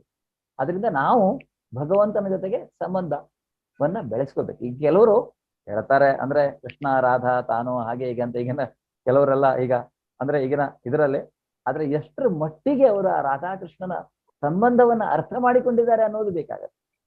ಅದಕ್ಕೆ ನಾವು ಈ ತರ ಶಾಸ್ತ್ರಗಳನ್ನ ಈ ತರ ಮಾರ್ಗದಲ್ಲಿದ್ದಾಗ ಮಾತ್ರ ನಮ್ಗೆ ಅರ್ಥ ಆಗೋದು. ಇಲ್ಲ ಅಂದ್ರೆ ಅದು ಫಿಸಿಕಲ್, ಈಗ ಭೌತಿಕವಾಗಿ ಶಾರೀರಿಕವಾಗಿ ನಮ್ಮಲ್ಲಿ ಒಂದು ಆಕರ್ಷಣೆ ಇದ್ರೆ ನಾವು ರಾಧಾಕೃಷ್ಣ ಆಗ್ಲಿಕ್ಕೆ ಸಾಧ್ಯವ?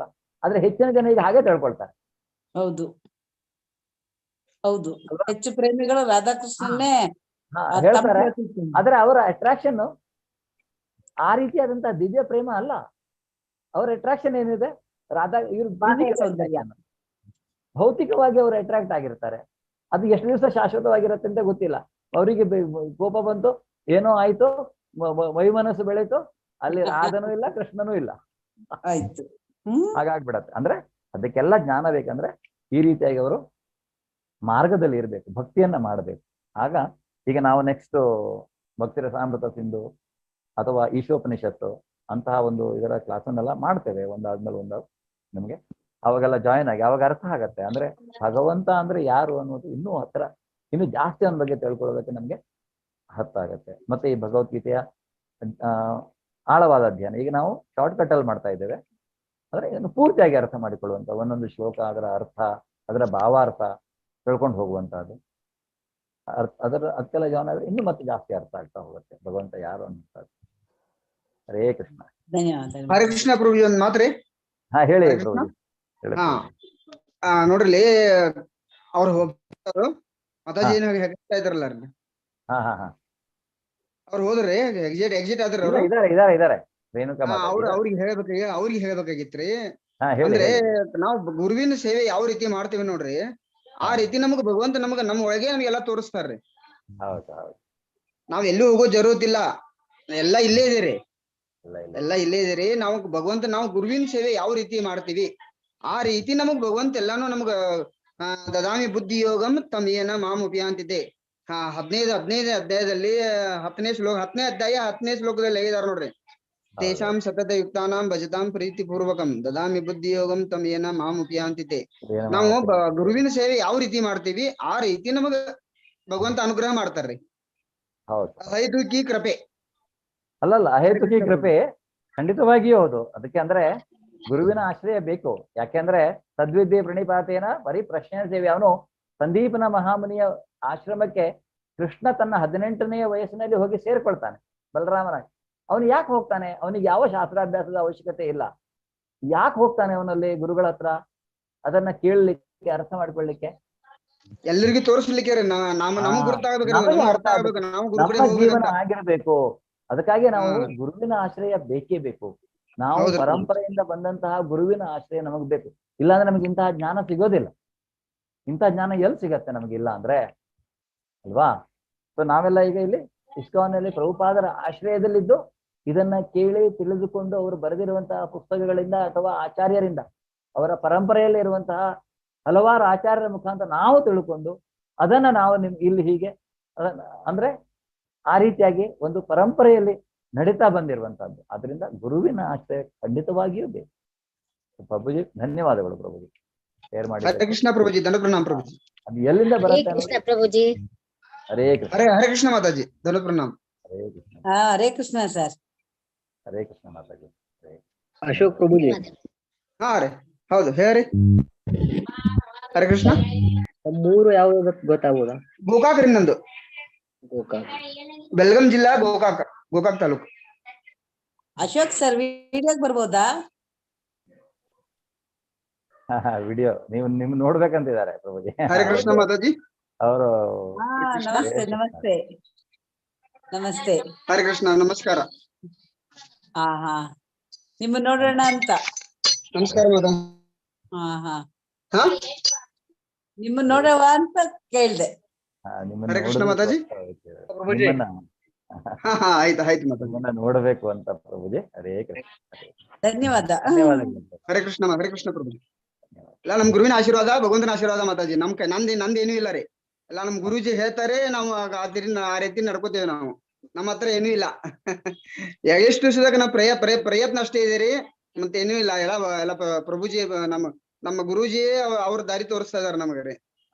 ಅವರ ಭಗವದ್ಗೀತೆ ಎಲ್ಲ ಹೇಳಿದ್ರು, ಕೇಳಿದಾರೆ ನಾನು. ಮತ್ತೆ ನಮ್ಮ ಮಾಮಾರ ಒಬ್ರು ನಮ್ಮ ಮಾಮಾರ ಗುರುನಾಥ್ ಅಂತಾರಿ, ಅವ್ರ ಇಲ್ಲಿ ಅಮೀನ್ಗಢ ಅಂತ ಊರ್ ಇದ್ದೀರಿ. ಅವ್ರ ನನ್ಗೆ ಈ ಲಿಂಕ್ ಕಳಿಸಿದ್ರು ಒಂದ್ ಸಾರಿ ರೀ. ನೀವ್ ಇದಕ್ ಜಾಯಿನ್ ಆಗ್ರಿ, ಭಗವದ್ಗೀತೆ ಕ್ಲಾಸ್ ಕೇರಿ, ಅದನ್ನ ಚೆನ್ನಾಗಿ ಹೇಳ್ತಾರ ಇವ್ರು ಅಂತ ಹೇಳಿದ್ರು. ಅದ್ರ ಸಲುವಾಗಿ ನಾನು ಇದ್ರಲ್ಲಿ ಬಂದೆ ಇದನ್ನ ಕೇಳಕ್ ಶುರು ಮಾಡಿದಾರೆ ನಾನು.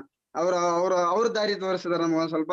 ನಮ್ ಗುರುಜಿ ದಾರಿ ತೋರಿಸಿದ್ರು ಅಂತ ನಾವ್ ಇದನ್ನೆಲ್ಲ ಮಾಡ್ತಾ ಇದ್ದೇವೆ ನಾವು. ಇಲ್ಲ ನಮ್ಗೆಲ್ಲ ಗೊತ್ತಾಗ್ತಾ ಇರಲಿಲ್ಲ. ಹರೇ ಕೃಷ್ಣ ಮಾತಾಜಿ, ಧನು ಪ್ರಣಾಮ್. ಅವಕಾಶ ಕೊಟ್ಟಿದ್ದಕ್ಕೆ ಇಸ್ಕಾನ್ ಅವ್ರಿಗೆ ಧನ್ಯವಾದ. ತುಂಬಾ ಧನ್ಯವಾದ. ನಿಮಗೂ ಕೂಡ ಧನ್ಯವಾದ. ಧನ್ಯವಾದ ಎಲ್ಲ ನಮ್ ಗುರುವಿಗೆ ಹೋಗ್ಬೇಕ್ರಿ, ನನಗಲ್ಲ, ನಮ್ ಗುರುವಿಗೆ ಹೋಗ್ಬೇಕು. ಹರೇ ಕೃಷ್ಣ ಮಾತಾಜಿ, ಹರೇ ಕೃಷ್ಣ. ಓಕೆ, ನಾವೆಲ್ಲ ಸೇರಿ ಹರೇ ಕೃಷ್ಣ ಮಹಾಮಂತ್ರ ಜಪಿಸೋಣ ಈಗ ಒಂದು.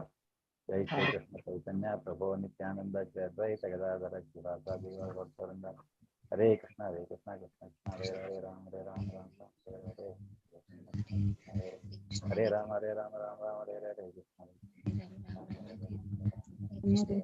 ಹರೇ ಕೃಷ್ಣ ಕೃಷ್ಣ ಕೃಷ್ಣ ಹರೇ ಹರೇ ರಾಮ ರಾಮ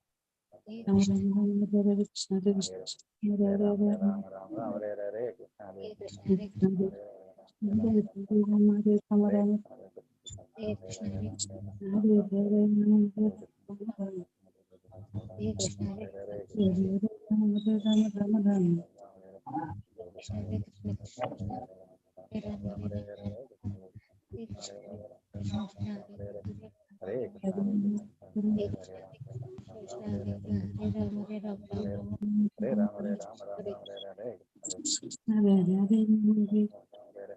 ಹರೇ ಕೃಷ್ಣ ಹರೇ ಕೃಷ್ಣ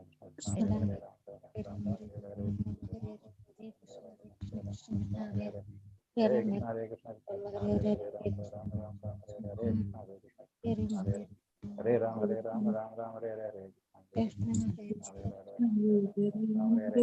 ಹರೇ ಕೃಷ್ಣ ಕೃಷ್ಣ ಕೃಷ್ಣ ಹರೇ ಹರೇ ರಾಮ ಹರೇ ಕೃಷ್ಣ ಕೃಷ್ಣ ಕೃಷ್ಣ ಹರೇ ಹರೇ ರಾಮ ಹರೇ ರಾಮ ಹರೇ ಹರೇ ರಾಮ ಹರೇ ರಾಮ ರಾಮ ರಾಮ ಹರೇ ಹರೇ ಕೃಷ್ಣ ಹರೇ ಕೃಷ್ಣ ಹರೇ ಕೃಷ್ಣ ಕೃಷ್ಣ ಹರೇ ಹರೇ ರಾಮ ಹರೇ ರಾಮ ರಾಮ ರಾಮ ಹರೇ ಹರೇ ಕೃಷ್ಣ ಹರೇ ರಾಮ ಹರೇ ರಾಮ ರಾಮ ರಾಮ ಹರೇ ಹರೇ ಕೃಷ್ಣ ಹರೇ ಕೃಷ್ಣ ಹರೇ ಹರೇ ರಾಮ ಹರೇ ರಾಮ ಹರೇ ಕೃಷ್ಣ ಹರೇ ಕೃಷ್ಣ ಕೃಷ್ಣ ಹರೇ ಹರೇ ರಾಮ ಹರೇ ರಾಮ ರಾಮ ರಾಮ ಹರೇ ಹರೇ ಹರೇ ಕೃಷ್ಣ ಹರೇ ಕೃಷ್ಣ ಕೃಷ್ಣ ಕೃಷ್ಣ ಹರೇ ಹರೇ ರಾಮ ಹರೇ ರಾಮ ರಾಮ ರಾಮ ಹರೇ ಹರೇ ಕೃಷ್ಣ ಹರೇ ಕೃಷ್ಣ ಕೃಷ್ಣ ಹರೇ ಹರೇ ರಾಮ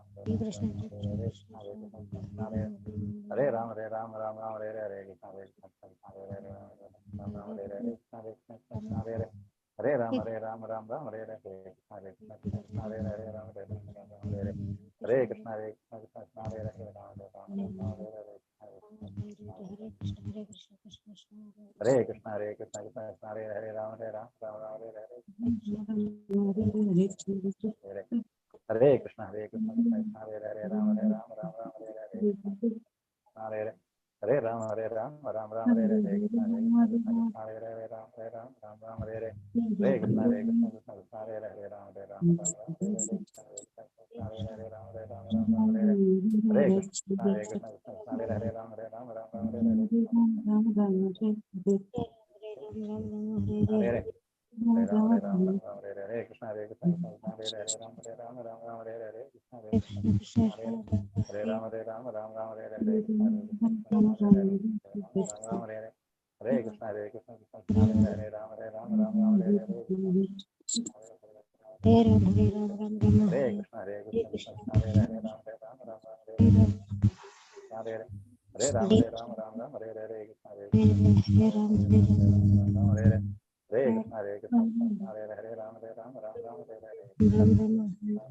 ಕೃಷ್ಣ ಹರೇ ಕೃಷ್ಣ ಹರೇ ಹರೇ ಹರೇ ಕೃಷ್ಣ ಹರೇ ಕೃಷ್ಣ ಕೃಷ್ಣ ಹರೇ ಹರೇ ರಾಮ ಹರೇ ರಾಮ ರಾಮ ರಾಮ ಹರೇ ಹರೇ ಹರೇ ಕೃಷ್ಣ ಹರೇ ಕೃಷ್ಣ ಕೃಷ್ಣ ಕೃಷ್ಣ ಹರೇ ಹರೇ ರಾಮ ಹರೇ ರಾಮ ರಾಮ ಹರೇ ಹರೇ ರಾಮ ಹರೇ ರಾಮ ರಾಮ ರಾಮ ಹರೇ ಹರೇ ಕೃಷ್ಣ ಹರೇ ಕೃಷ್ಣ ಕೃಷ್ಣ ಕೃಷ್ಣ ಹರೇ ಹರೇ ರಾಮ ಹರೇ ರಾಮ ರಾಮ ಹರೇ ಹರೇ ಹರೇ ಕೃಷ್ಣ ಹರೇ ಕೃಷ್ಣ ಕೃಷ್ಣ ಕೃಷ್ಣ ಹರೇ ಹರೇ ರಾಮ ಹರೇ ರಾಮ ರಾಮ ರಾಮ ಹರೇ ಹರೇ ಕೃಷ್ಣ ಹರೇ ಹರೇ ರಾಮ ಹರೇ ರಾಮ ರಾಮ ರಾಮ ಹರೇ ಹರೇ ಕೃಷ್ಣ ಹರೇ ಕೃಷ್ಣ ಹರೇ ಕೃಷ್ಣ ಹರೇ ಕೃಷ್ಣ ಕೃಷ್ಣ ಹರೇ ಹರೇ ರಾಮ ಹರೇ ರಾಮ ರಾಮ ರಾಮ ಹರೇ ಹರೇ ಕೃಷ್ಣ ಹರೇ ಕೃಷ್ಣ ಹರೇ ರಾಮ ರಾಮ ರಾಮ ಹರೇ ಹರೇ ಕೃಷ್ಣ ಹರೇ ಕೃಷ್ಣ ರಾಮ ರಾಮ ಹರೇ ಹರೇ ಹರೇ ಕೃಷ್ಣ ಹರೇ ಕೃಷ್ಣ ಕೃಷ್ಣ ಕೃಷ್ಣ ಹರೇ ಹರೇ ರಾಮ ಹರೇ ರಾಮ ರಾಮ ರಾಮ ಹರೇ ಹರೇ ಕೃಷ್ಣ ಹರೇ ಕೃಷ್ಣ ಹರೇ ಹರೇ ಹರೇ ರಾಮ ಹರೇ ರಾಮ ರಾಮ ರಾಮ ಹರೇ ಹರೇ ಕೃಷ್ಣ ಹರೇ ಕೃಷ್ಣ ಹರೇ ರಾಮ ರಾಮ ಹರೇ ಕೃಷ್ಣ ಹರೇ ಕೃಷ್ಣ ಕೃಷ್ಣ ಹರೇ ಹರೇ ರಾಮ ಹರೇ ರಾಮ ರಾಮ ರಾಮ ಹರೇ ಹರೇ ಕೃಷ್ಣ ಹರೇ ಕೃಷ್ಣ ಕೃಷ್ಣ ಹರೇ ಹರೇ ರಾಮ ಹರೇ ರಾಮ ಹರೇ ರಾಮ ರಾಮ ರಾಮ ಹರೇ ಹರೇ ಕೃಷ್ಣ ಹರೇ ಕೃಷ್ಣ ಕೃಷ್ಣ ರಾಮ ರಾಮ ಹರೇ ಕೃಷ್ಣ ಹರೇ ಕೃಷ್ಣ ಕೃಷ್ಣ ಕೃಷ್ಣ ಹರೇ ಹರೇ ಹರೇ ರಾಮ ಹರೇ ರಾಮ ರಾಮ ರಾಮ ಹರೇ ಹರೇ ಕೃಷ್ಣ ಹರೇ ಕೃಷ್ಣ ಕೃಷ್ಣ ಕೃಷ್ಣ ಹರೇ ಹರೇ ರಾಮ ಹರೇ ರಾಮ ರಾಮ ರಾಮ ಹರೇ ಹರೇ ಕೃಷ್ಣ ಹರೇ ಕೃಷ್ಣ ಕೃಷ್ಣ ಕೃಷ್ಣ ಹರೇ ಹರೇ ರಾಮ ಹರೇ ರಾಮ ರಾಮ ರಾಮ ಹರೇ ಹರೇ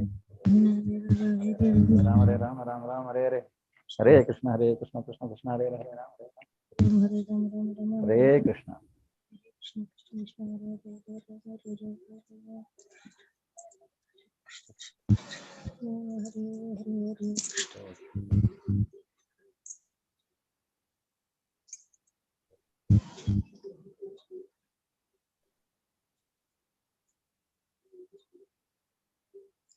ಧನ್ಯವಾದಗಳು ಗುರುಜಿ. ಆಯ್ತಾ, ಧನ್ಯವಾದಗಳು. ವಾಂಚಾಕಲ್ಪತರುಭ್ಯಶ್ಚ ಕೃಪಾ ಸಿಂಧುಭ್ಯೇವ ಚ ಪತಿತಾನಾಂ ಪಾವನೇಭ್ಯೋ ವೈಷ್ಣವೇಭ್ಯೋ ನಮೋ ನಮಃ. ಭಗವದ್ಗೀತಾ ಗ್ರಂಥರಾಜಕ್ಕೆ ಜಯವಾಗಲಿ, ಶ್ರೀಲಾಭಕ್ಕೆ ಜಯವಾಗಲಿ, ಇಲ್ಲಿ ನಡೆದಿರುವ ಅನಂತ ಕೋಟಿ ವೈಷ್ಣವ ವೃಂದಕ್ಕೆ ಜಯವಾಗಲಿ. ಹರೇ ಕೃಷ್ಣ. ಧನ್ಯವಾದಗಳು ಎಲ್ರಿಗೂ. ಹರೇ ಕೃಷ್ಣ. ಹರೇ ಕೃಷ್ಣ ಮಾತಾಜಿ. ಧನ್ಯವಾದಗಳು ಗುರುಜಿ. ಎಲ್ಲರಿಗೂ ಶುಭರಾತ್ರಿ. ಶುಭರಾತ್ರಿ ಎಲ್ರಿಗೂ. ಧನ್ಯವಾದಗಳು. ಶ್ರೀ ಕೃಷ್ಣ.